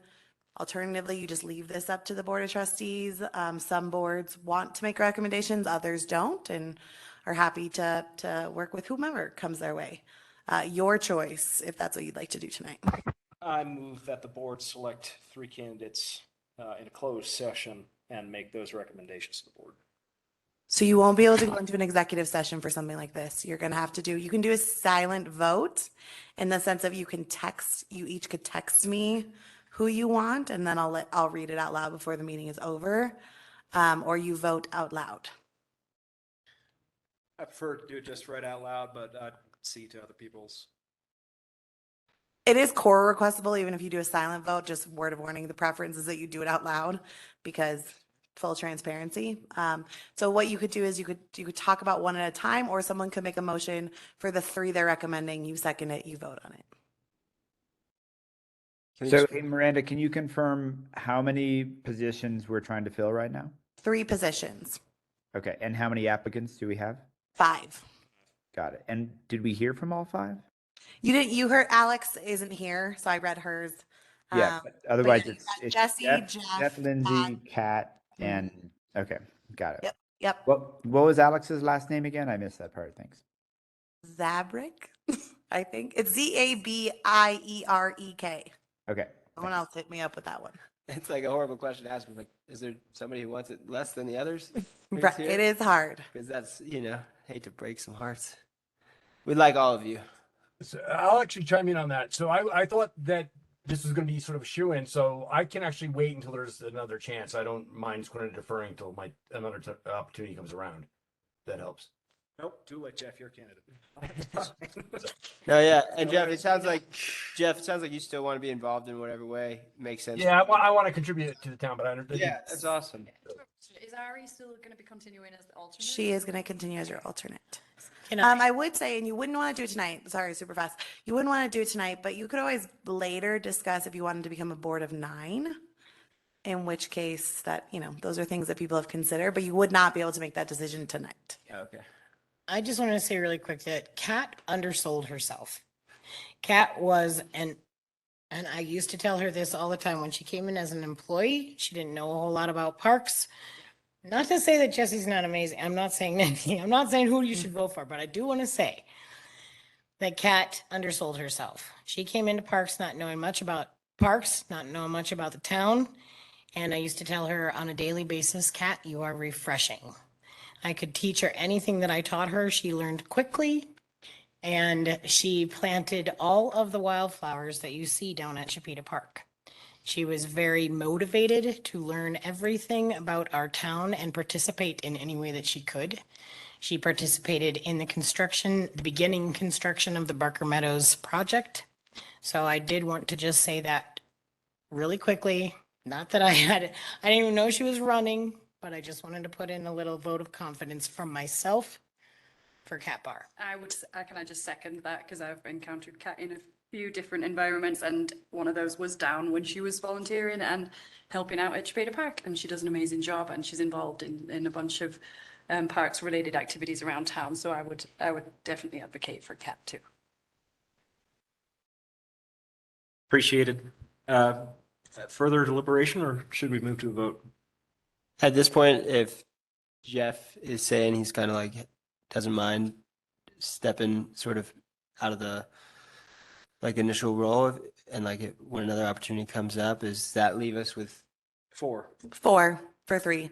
4 for 3, including the one that's not here tonight, right? Correct. Hey, before we vote, I would be interested in entertaining the notion of expanding the size of the board as well, and understanding what that would involve in terms of forming quorum and that kind of stuff. So, I don't know if I need to formally move this or not, but I move that we actually deliberate in a different setting, in a different way, such that we don't actually vote tonight. Yeah, so you could have a few at your future meeting. The risk you run is if you wanted to wait to move any of these applicants forward, you are a short board because Chris Perret and John's terms and Jesse's term has to end in June. So that's my only cautionary tale there. You'd have to have some sort of special meeting to do that. It's a bylaw amendment. Yeah, let's It's vote. pretty easy for y'all. Yeah. I would recommend you push forward 3 recommendations, get that voted on, then look at a bylaw amendment, and then you could maybe bring, sounds like Jeff and whoever the other applicant is back into the mix if you end up going to a board of 9. Yeah. Those are large boards, quorum that becomes 5. I did get 2 additional emails from people who they fell outside of the Mhm. time constraints too, that were also would have been. But we're interested. If the interest is there. Yeah, Cool. happy to make the expansion of the board a topic of conversation. But I think it would be in our interest to vote on these applicants tonight. Let's do it. Move forward and talk about expanding board later. Make the others alternates. Yeah. Yeah, that's a great idea. Make the others alternates, and then when you move to 9, you have your 9. Well, so you'd still need a bylaw amendment regardless of whether you get them as regular voting members or, I know, see, I'm always the bearer of bad news. It's my job, so they pay me for. So does that mean Jeff? I've always got that, oh, but. Does that mean Jeff and the other, who's the other one who's not here? I apologize. Alex could be alternates? No, if we because wanted? Ari is your alternate. Okay. You'd have to do a bylaw amendment, and at which point it would almost make more sense to become a board of 9 with 1 alternate than to have 3 alternates. Yeah, Because then your 3 alternates would never be able to vote if you were a full board of 7. right. It's a little funky, so. Well, I vote, I mean, like, Jesse stays. Well, sorry, do you want to make an amendment or a motion as like all 3 together, or do you want to talk about one at a time? Gets a little tricky when you start to vote one at a time. I recommend you make a motion. Someone makes a motion with their 3 they're recommending going forward. Looks like CT's ready. Yeah. Hereby recommend the board, the PROSAB recommends to the Board of Trustees that Jesse Kapar and Lindsay Danforth be appointed to the PROSAB board. Do you have a second? Do I need to recuse? Probably would be appropriate. Someone want to second CT's You motion? just have to 1/3 recuse. Yeah, I second that. Okay, and then I guess we'll run it around. Brian? Do you, okay, Chris? Oh, CT? Aye. Sam? Aye. So you're sure if Jesse's going to recuse herself? You don't have to, your choice. Okay, so you are short that motion. Very ethical. Appreciated. I'm not being sarcastic. That's quite genuine. So do you want to, Chris Perret, discuss who it is that maybe you have concerns? and Alex and Jesse. Okay. Do you want to make a motion? I made a motion for Kat and Jesse and Alex. Someone want a second? Brian did vote. Yeah.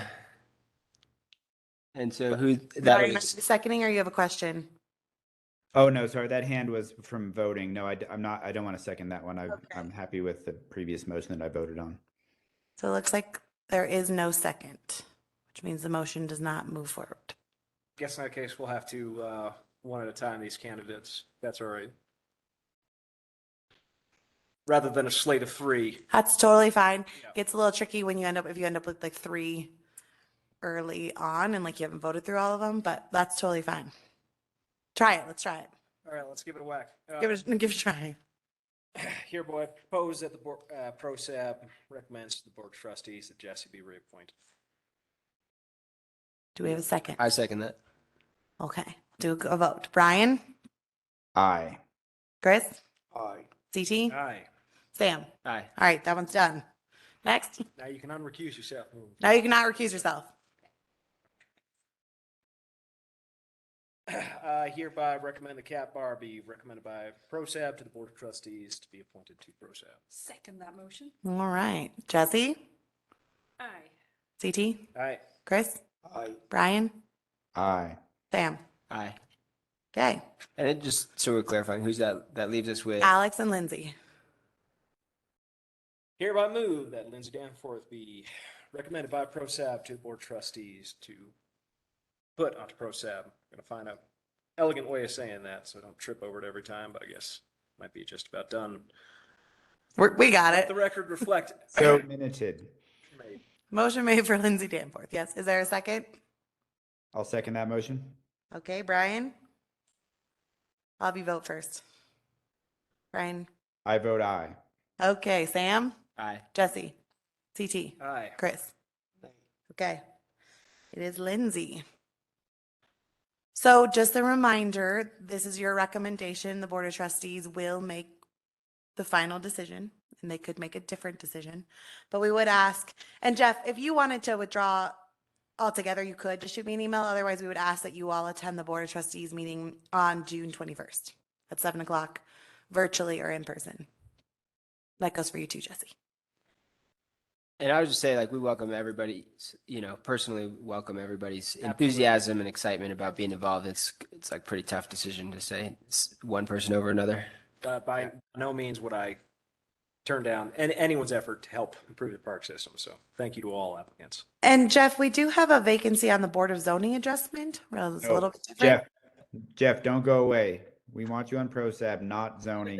No, I gotta plug the other ones. I will say, I just a supervise.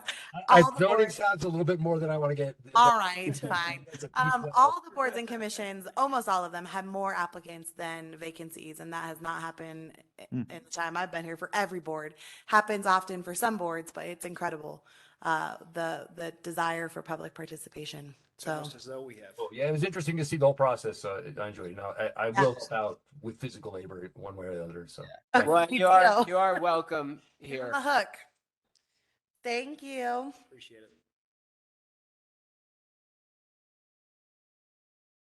Yeah, thank you. No, it is really exciting to have interest. Yeah, no, it's great. I'm see people stepping up and getting. Do you want me to do Big Springs egress now? Yeah, that'd be great. All If right. you could give us a little And describe this complicated situation. So the we 3-hour meeting, but 3-hour began at meeting. 8 p.m. and ended at midnight. So let me just take us back a little bit. So as a reminder, we received congressional spending funding of $525,000 from Congressman Neguse. That was not guaranteed funding. We had to apply through FEMA for it. When I met with FEMA, they basically told me we had to use a route that was 60% built in terms of design and planning. At the time, the only routes available were Wildwood, Doe Trail, and what we're calling a Ridgeline route, which ties into that private driveway. If we did not have a route at 60% build out, or we were not ready to pursue one of the routes at 60% build out, we could choose to use the funds for project scoping. After a very long meeting just solely about this topic, the Board of Trustees ultimately landed on wanting to use the funding for project scoping, and they wanted to evaluate 2 new routes. One that really comes from the furthest east part of Big Springs and then carries up through the Ridgeline route, and the other is actually to cross Barker Dam.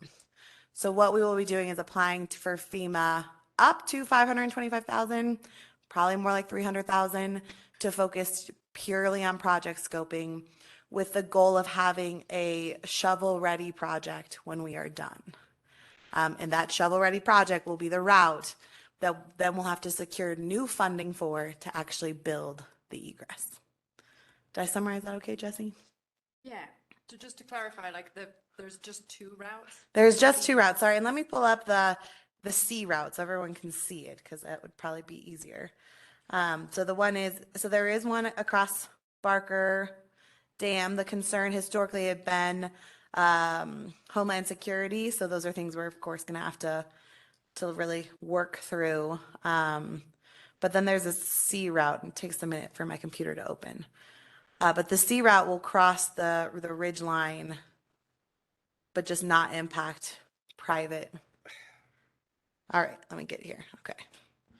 Not impact private driveways. So here is your C line route. Sorry, you may have to like come over here, but it comes all the way down and then this green one and then comes up and connects with what was, this is the ridge line route, this blue one, Route B. So it's going to connect you further east at the end and then pull you all the way up. As opposed to a route that was how long going through? As a B is a pretty straight shot, but it was going to require the neighbors to provide us with an emergency easement, and that was not, that they had concerns. Well, how about that? Yeah. What does PROSAB have to do with this decision? I had to move fast, so none. I have to turn in that FEMA grant in about 10 days from now. So that's why we had the special meeting on the 1st, is because I needed to know what the Board of Trustees wanted to do. So of course, as we evaluate this route, you'll be involved in, there'll be the whole Nederland public process and we'll run it through that. But that's where the funding that was given to us by Congressman Goose is going to go into project scoping instead of the construction of a route. I think it's frustrating that we couldn't analyze all the routes next to each other and get a proper SWOT analysis done on all of those three and the Wildwood and the dam. Okay, that's the shame. There is not a plan devisable by anyone that is going to make everyone happy with this. And the longer we drag it out, the longer that we have people's lives and homes at absolute risk. I know that we don't have anything to say about it. I feel this was a major dereliction. A major dereliction. Should have just done what had to be done and get this in. What was going to be done was they were going to build it through the wetland, the one that was the safety concerns. That was what was being. Right. I think the biggest challenge here is time. Time is up against us. So I had to know by June 3rd what we were doing so that FEMA could do their environmental assessments and what I need for the grant. And that's really the downfall. And none of us knew when Congressman Goose gave us this funding, we were going to have to apply, but the application was only going to be 30 days and that you were going to have that 60% build out. There's so many factors here because we thought we could take a phased approach into this and actually do just that and really assess these routes more and have a combination of project scoping and construction. It's neither or. And so I think that the Board of Trustees, I don't want to speak on their behalf, but my sentiment, my feeling is they felt like they were definitely in a rock and a hard place, that it was a tough ask of them and they had to make it quick. And this is the route this is the choice, the project scoping for Route C and the dam is the way they chose to move forward. I hope that moves forward expeditiously. Happy to. So that's where we stand. I do think it's interesting because while the funding is ours, it still has to be project appropriate. And so that's still a gamble. Like I can't guarantee that at the end of the day, when we submit our plans, it's probably very likely, but there's no guarantee at the end of the day when we submit our application that we're even going to get the funding. We're going to get funding for the scoping. Right.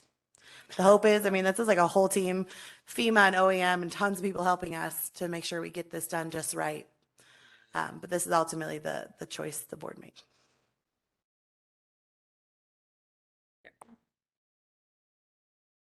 Questions? How does the Board of Trustees think that they're going to get approval to drive across the dam? They want to assess that under project scoping.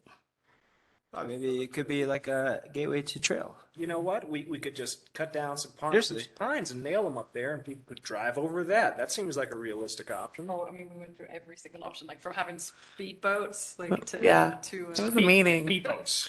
It was a meeting for sure. Speedboats. I think there's a lot to assess under project scoping. There's no question about it. There are complexities with just even this Route C and the Barker Dam. Obviously, that is the direction as staff we were given by the board, and that is what we are doing. I have a quick question about the Route C, and that's the easterly one, right? That's that green one. The property, like adjacent to Doe Trail, Alpine, is there like a private property? I don't believe so.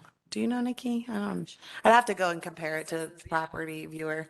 I don't know. At this point, I'm not getting too deep into that. That's what project scoping is for. Yeah, Do any of the, Line is running the power lines, right? I think so. I'm not really that familiar. There's not enough No, detail back in previous back plans about 04, what? back in '04. Oh, back in the day. Back in '04, Yeah. when I was mayor, Hmm.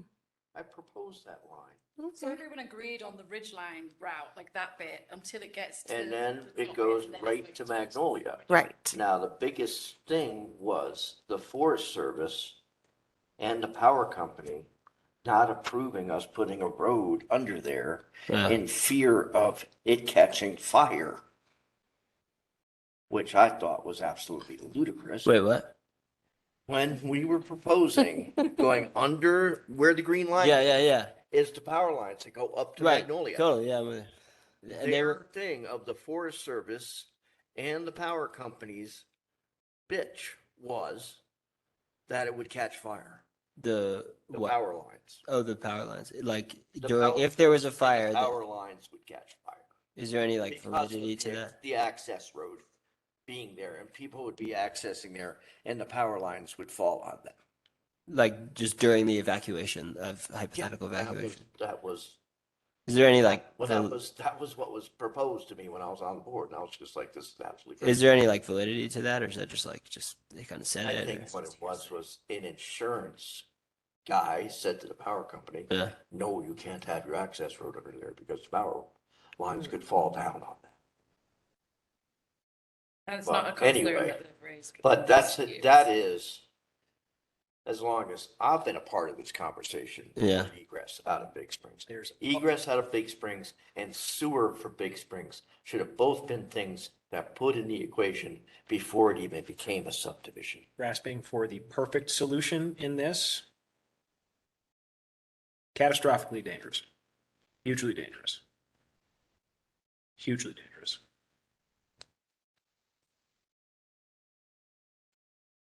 Well, straight lines seem like good egress routes.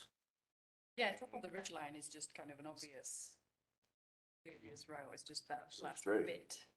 So what's, I guess, like circling back, what's our input here, or like what's So our? I think this is just informational, and not that I don't always Oh, okay. appreciate your input, but direction has been given, and I know it moved fast, and that was never our intention. You know, I know that's been a big point of frustration. We would basically give up the whole grant if we didn't move as fast as we did. Never see a bigger supporter of private property rights nor of environmental issues like wetlands up here than me.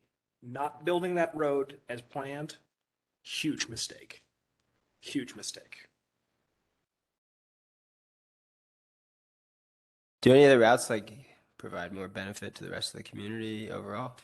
Just like walking, if they're in. I mean, there's pros and cons for every route, and I think that's the hardest thing. And we threw at the board like everything I could possibly grab about this and how umpteen million times it's been studied. And I'm sure there's Yeah. a million things I missed, but there were pros and cons to every route. And the other ones have been studied, and to Jesse's point, when they were discussing, Ridgeline became out pretty quickly because of the private property component. Doe Trail has a lot of complexities.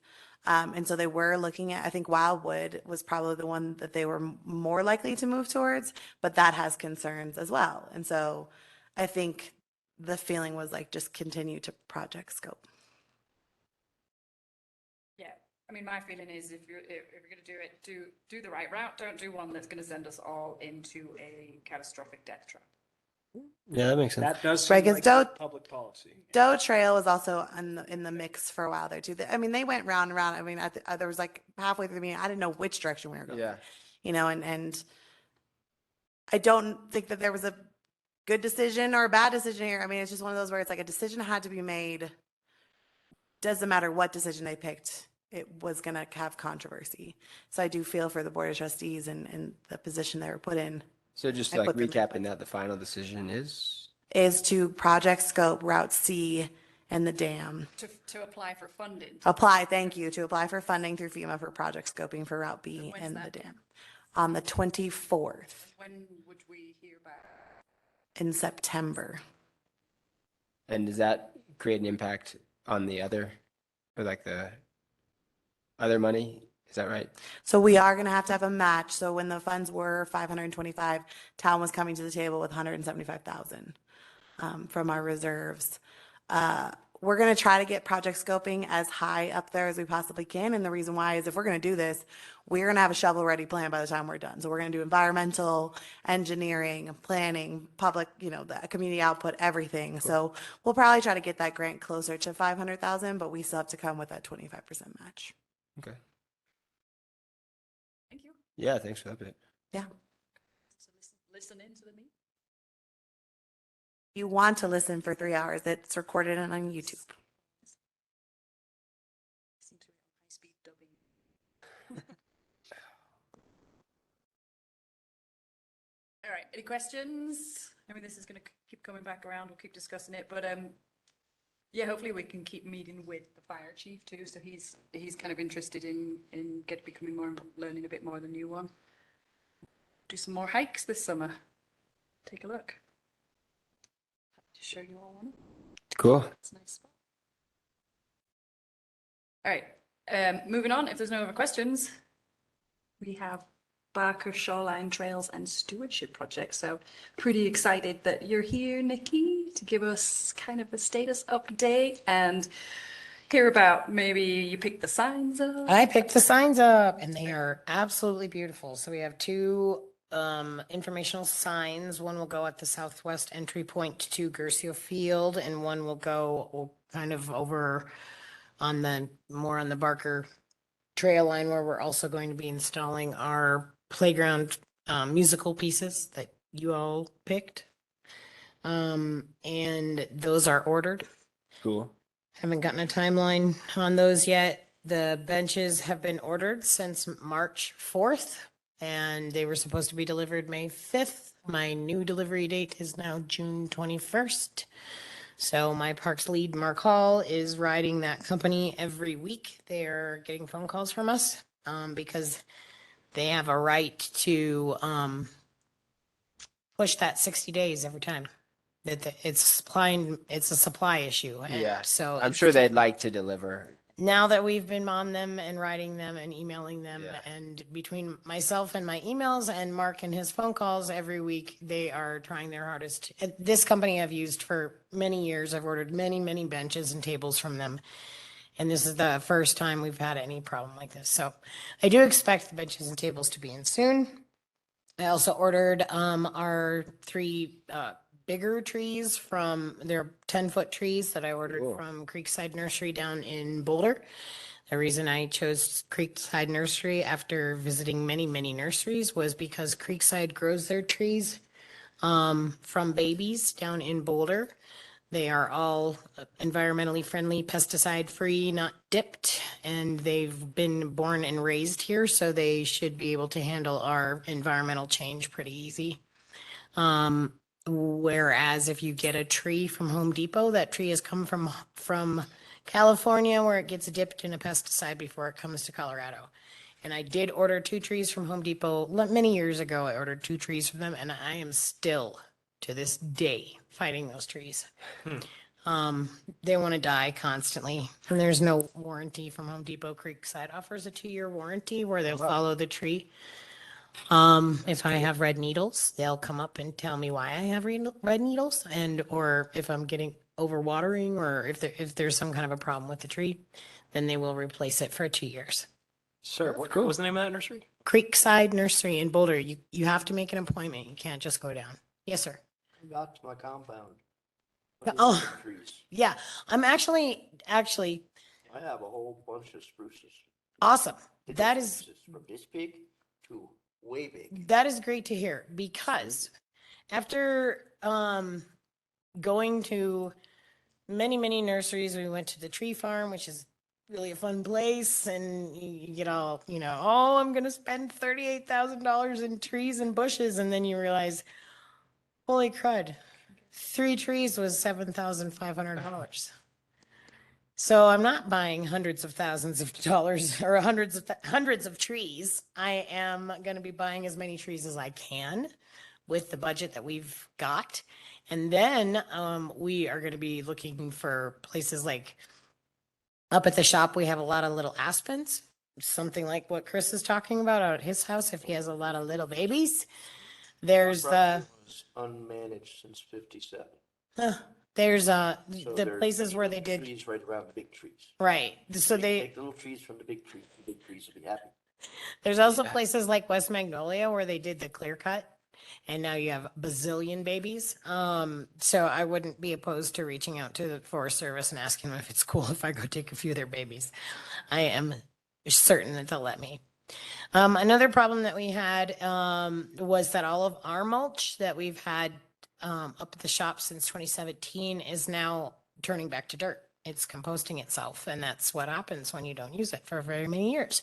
So I reached out to our own very own sort yard up here, and they don't usually give away mulch or anything like that, but they're going to give it to us considering it's a restoration project. So we're going to be picking up about 10 dump loads. 10 end dumps of not end dumps, sorry, so 10 dump trucks of mulch from them that we can use to replace the mulch that was destroyed during frozen days. I am hiring, and Jesse was talking about it earlier. Jesse Severs was talking about working with me and the trails at Curcio. He is going to help me with the deposit money that I got from frozen days. He's going to come down and help me get the trails back to where they were. I don't have the time, and with the developments with our town staff, we are crunched right now for time. So I'm going to hire Jesse. We're going to use the frozen deposit money to put the trails and the mulched hillsides back together. Jesse will help me get caught up, and I'm looking very forward to that piece of it being done because it's very frustrating. So we lost a lot of landscaping fabric. We lost a lot of mulch. We lost all of our trail material. It all went back down into the earth. And look, and we've got a lot of broken fences. So Jesse will come, and we've got broken curbs in the parking lot, and we've got rocks that have been moved. So Jesse's going to help me come and catch up. And where else? What else? Is irrigation going in at the moment? Irrigation is not going in right now, but it is After trails? scheduled. No, irrigation is scheduled to be completed during the month of June, along with trails. So looking at it, irrigation probably realistically won't be completed until the middle of July, but it's not going to mess with our timeline. Because all of the benches and trees and all of the rest of the components can all be done at once. So I'm thinking that we're going to be fine with the timeline. And with Jesse helping me catch up on the trails piece of it, that's going to be huge for me. One of the things that I'm going to need to come to PROSAB about next month, you will hear from me more in depth about what's going to need to happen in September and October, and that is going to be the amending of the soil in the field and the planting. We don't have the budget for that. That was not something that was budgeted in the GoCo budget, but it's something that really needs to be done. It would be a shame to have all of these amazing, beautiful trails and landscaped areas, and then a bunch of weeds and not dandelions are terrible, but just a bunch of weeds and dandelions and other things that we don't want in a bumpy old muddy field in the middle. So I will be coming to PROSAB to talk to you about the conservation money that we do have in the general fund. And there are a couple other things I will be talking with you about next month. I know you need some things to move some snow and stuff like that. I need a piece of equipment that we can use to maintain these trails. We are all talking about the PROST plan, and what I need to make that realistic and kind of, full circle is something. The baby tractor that we use is old. It's a 2007, and it won't push more than a foot of snow. So, and we are constantly battling the maintenance issues on that baby tractor. It only can do so much. You can't take it off the sidewalk. It just won't go through the trails. And in the summertime, it doesn't work for maintaining trails at all. It's just not the piece of equipment that we should have gotten for even our sidewalks, let alone for trails maintenance. So I have a presentation that I'm going to show to you guys next month about a few different pieces of trail maintenance equipment that can be used to plow sidewalks and trails in the wintertime, and then in the summertime can be used to help us maintain these trails. So you're looking at, for a piece of equipment like that, you could spend upwards of, well, you could spend all day long. $79,000, you know, you could spend all day long. But the piece that we're kind of looking at and leaning towards with my crew is going to be around 27,000. But I'll come and show you a few different pieces that we've all been looking at, and Do we get to test drive them? that is the whole. I am so hopeful that we could like go down and test drive a piece of equipment. Right now we are looking at actually purchasing, not leasing or buying used. It would be better and beneficial to us if we had a warranty, a maintenance plan, those kinds of things. Anyway, but I'll talk to you guys all more about that next time. As far as the rest of the Barker Meadows project, the shoreline trails goes, looking like we're gonna be on time. We've had some hiccups lately with the town staff and some other things that are going on that, that I'm hopeful, very hopeful that Parks team can just, Parks is doing great. I'll tell you that right now. I have From what I the- understand, you guys have had to take over a lot of other I responsibilities. have the best staff in town. I tell you what, we will do whatever we need to do, wherever we need to do it. But I am very pleased with my guys, and they compliment me very well, and haven't had any problems with my staff so far. So everybody's rocking and rolling, and we just mowed Chipeta for the first time this summer, and Right on. it's yeah, you should be very proud of your little parks department. We're doing great. We're trying. Thank you for your work. Yeah. So, yep, we're rocking and rolling. I don't foresee any need to, at this moment in time, I don't foresee any need to ask for another extension on the deadline. I think we're gonna be able to do it. So, My question would be, like, what can we do to help? I know we're going to maybe look for volunteers. And see if Yep, we I get have some a group. engagement, like, what can we do to help? so, and you guys can help me with this too. I do have a group coming, that was part of the wildfire resiliency team that we're working with. They came to me and asked if I wanted volunteers, and I said, yeah. They've got 30 people that'll come up from Boulder. I expect that our PROSAB team, between our PROSAB team and the other people that we know in town, I bet we could come up with 32. Not that I need you all at once, but I'm looking at the month of August. The reason I'm looking at the month of August is because that's when all of our trees and all of our bushes and everything is gonna come in. I'm gonna need teams of people that can plant. I'm gonna need teams of people that are gonna help me dig, not necessarily dig the holes, because we have machines that will do that, but I'm gonna need people that will help mix cement and set and put together these benches and tables. So I'm gonna need some heavy lifters. I'm gonna need some gardening experts and people that just aren't even experts, that they just want to help out. That looks like that it'll all happen in the month of August. So I was going to try and come up with a schedule for that as soon as I go down and purchase the rest of the bushes and flowers and trees. Creekside's going to plant the 3 that I purchased from them. Oh, they're cool. going to do that for me. But the rest of them that we're purchasing between Harlequin's Gardens, the CSU extension, and the tree farm, everything is going to come in little pots, and I'm going to need everybody to come in and help. So we'll have planting days down at the. Awesome.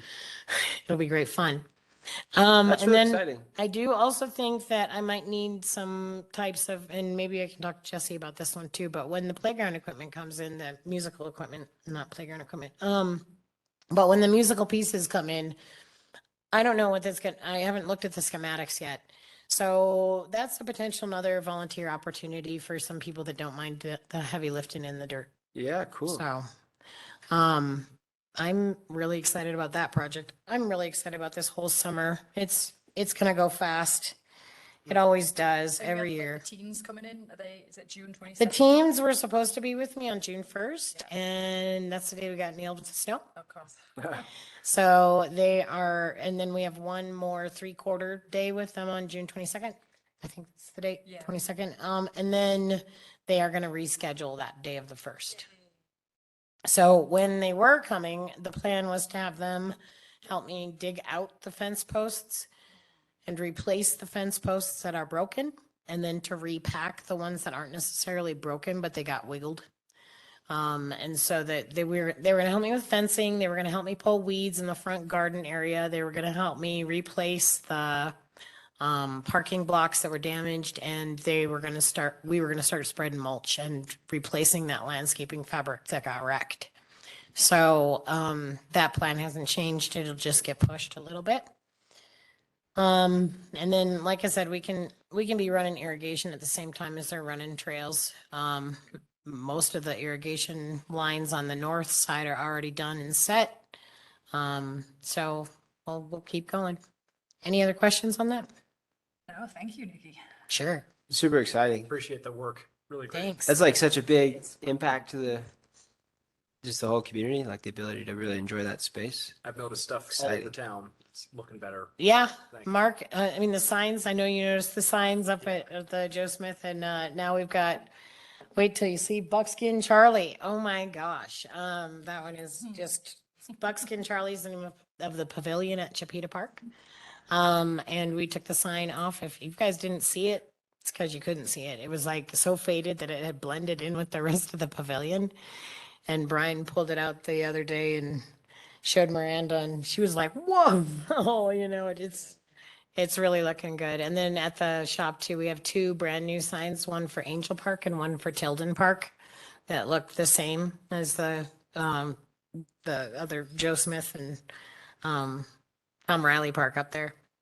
And then we've got Mark that has been replacing trail markers all around. We learned a lot actually by running into some people up in the Joe Smith Park area.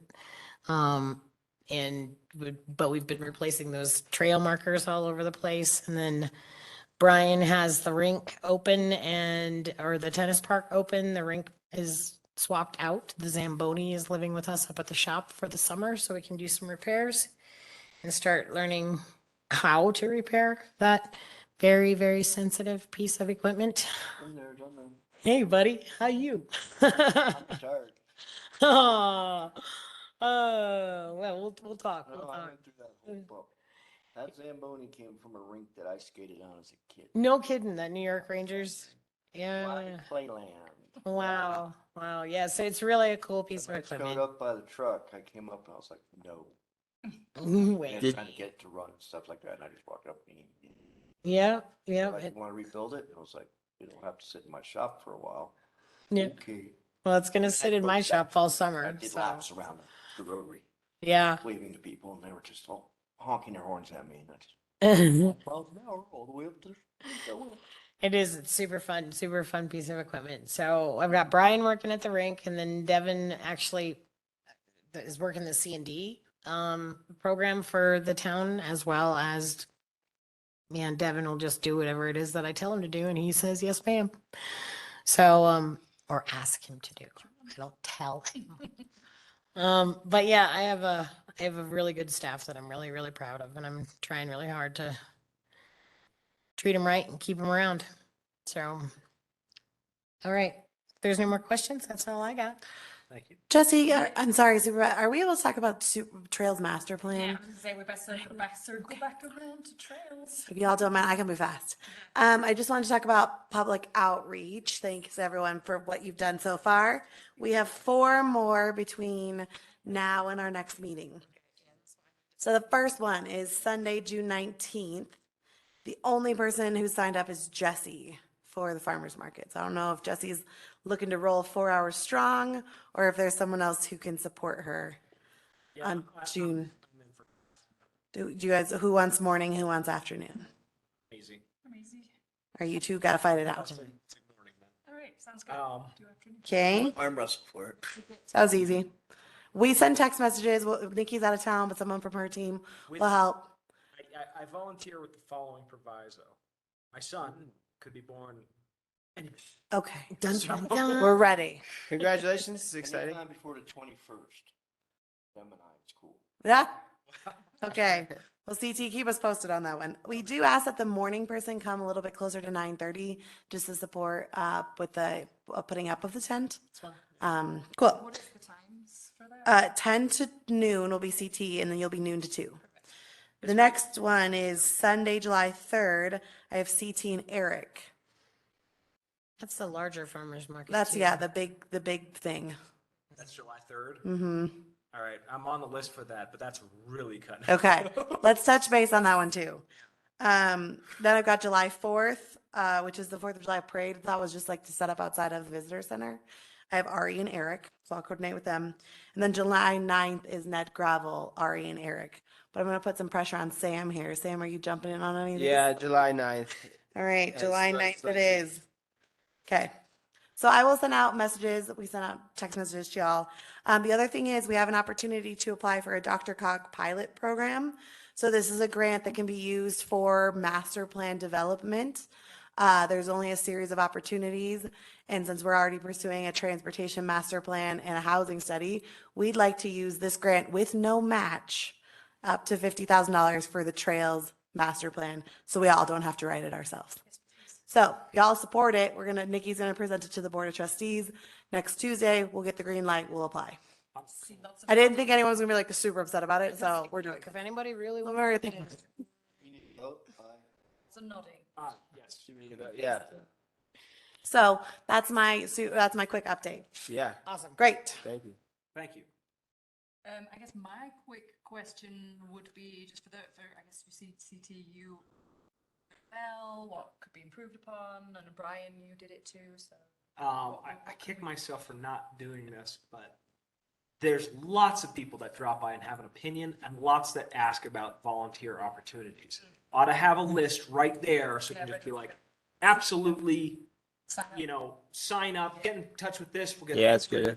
in no time. The amount of positive reaction I've seen. Yeah. Because you know how it is up here. Half the people like have a little zone and they go off and chainsaw stuff when it falls in the way or drag stuff out of the way. And people are keen to volunteer their time. So I'll add that to the box of stuff that comes That down. would be It'll be a awesome. clipboard and just a list where people can write their name and phone number. And Peter's gonna make an online sign up form. And so we actually have a tablet. So once he gets that up and running, we can bring your tablet so the person can sign up like right then and there. Awesome. No, but everyone's got an idea, and the more we can get them thinking about those ideas, the more we can get them out shoveling. So all in all, it's been good. CT, good experience. I'm curious, Brian, your I thoughts. think it's been great. Great. I think it's been great. People are very warm, very receptive, lots of good ideas, lots of repeated ideas. Yeah, I Cool. found it to be very positive. Brian, what about you? How's it? No, I second that. It's the crowd is drawn toward the maps in the booth, and people are like, "What is this all about? Tell me more." And then once they understand what it is, they're like, "Oh yeah, I have lots of ideas about this." So I think it's been a good program so far. And yeah, and it's created some interesting connections with, for example, some of the people who came and briefly guest spoke tonight. So I think it's a very useful thing.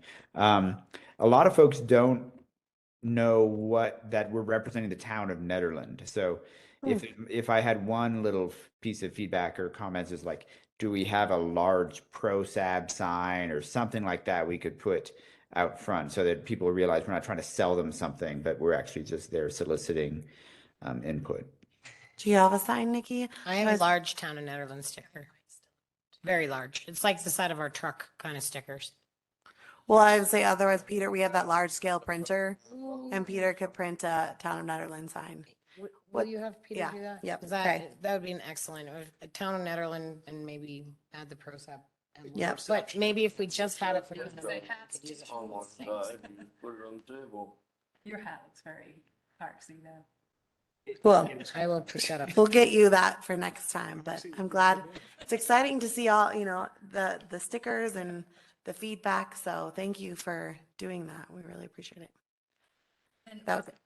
yeah, Brian, I guess the other thing, which we're not really gonna have time to get into, I don't think tonight, but Brian reached out very politely to the Forest Service. Do you want to talk about that now, about the feasibility of disc golf course potentially? On Oh, Forest? cool. That's exciting sounding. Yeah, I'll give a tiny update, but then maybe we can table the further discussion. So on NetHead, somebody had mentioned the idea of like, hey, why don't we have a disc golf course somewhere in Ned? And I know we had talked very about that in a previous POSAB meeting about maybe the town not being the right place to host it, but perhaps outreach to another agency nearby that might be in a better position to do so. So I got in touch with the local rec manager for the U.S. Forest Service, Arapahoe district, and just raised the question like, hey, if a member of the public had a question about doing this, what's the right way for them to approach you? And he responded back with a very detailed email saying, there's lots of stuff that we're hoping that PROSAB can weigh in on, or the town of Nederland can weigh in on, and this isn't the highest of our priorities.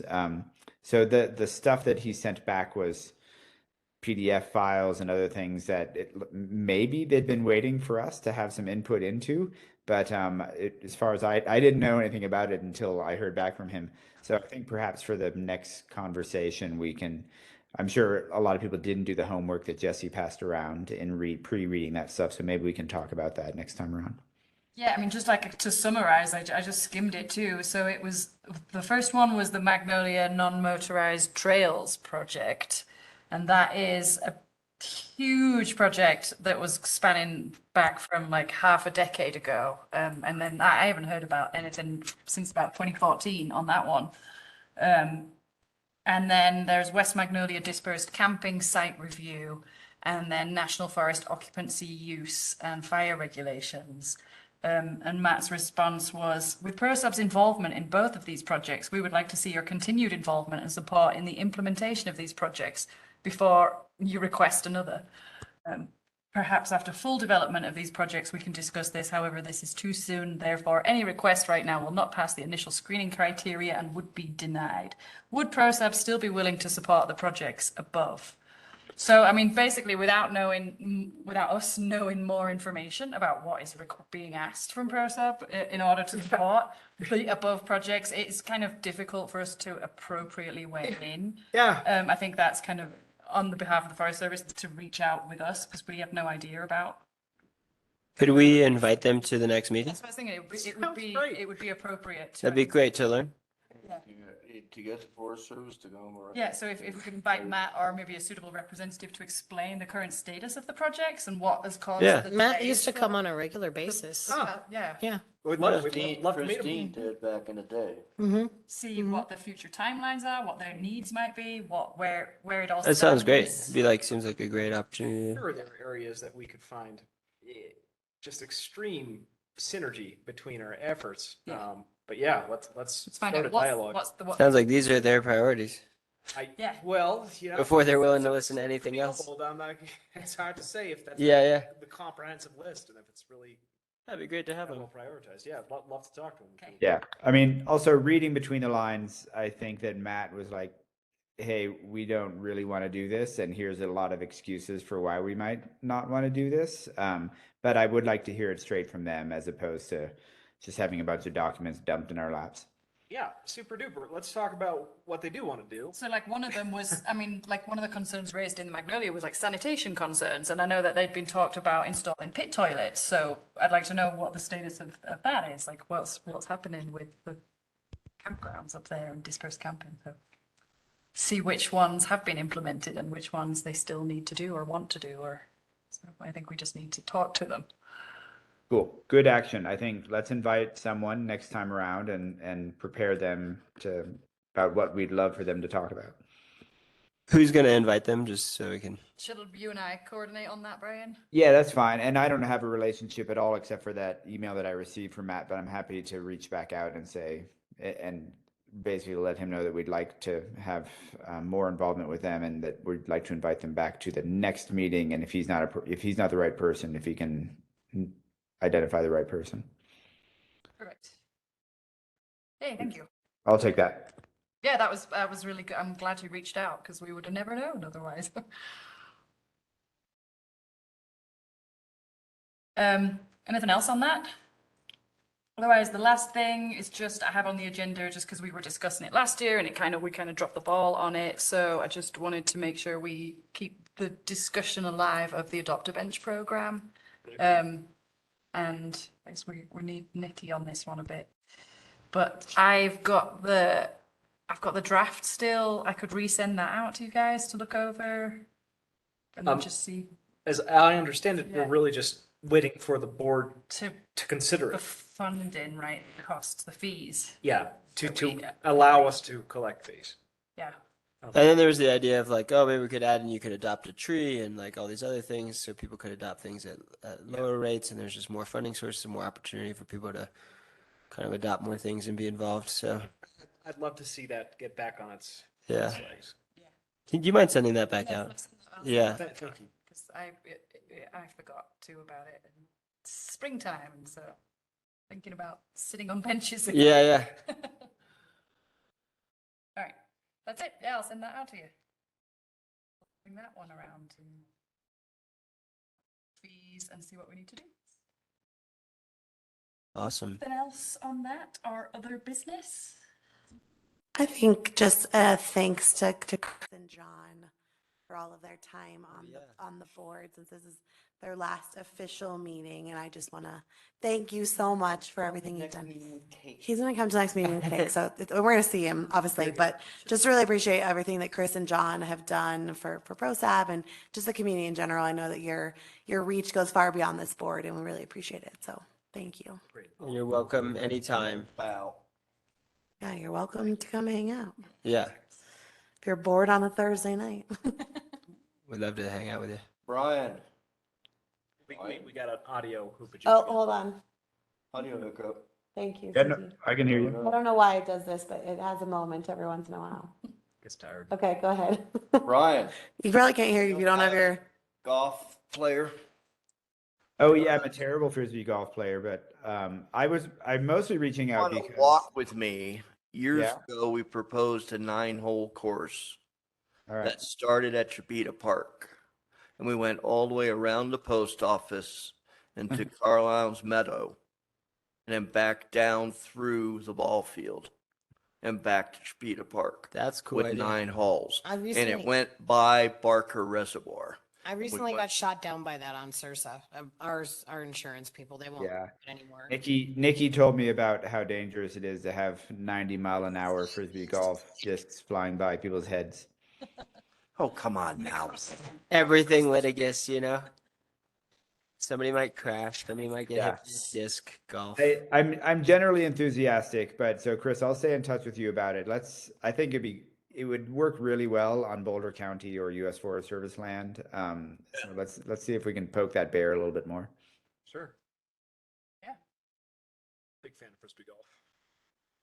It's not a lot of maintenance goes into it. Yeah, they don't have to Thing just get the green just right or anything. No, just make sure that Put the baskets baskets up. there. Yeah. A friend of mine did the course in hot sulfur.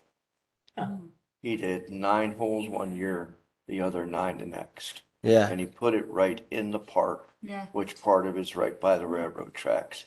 So you have to stop sometimes for a railroad train to go Yeah. by. But the biggest thing is that it's mosquitoes. It's like you're playing, it's like, oh, mosquito. Mhm. But the whole course is laid out.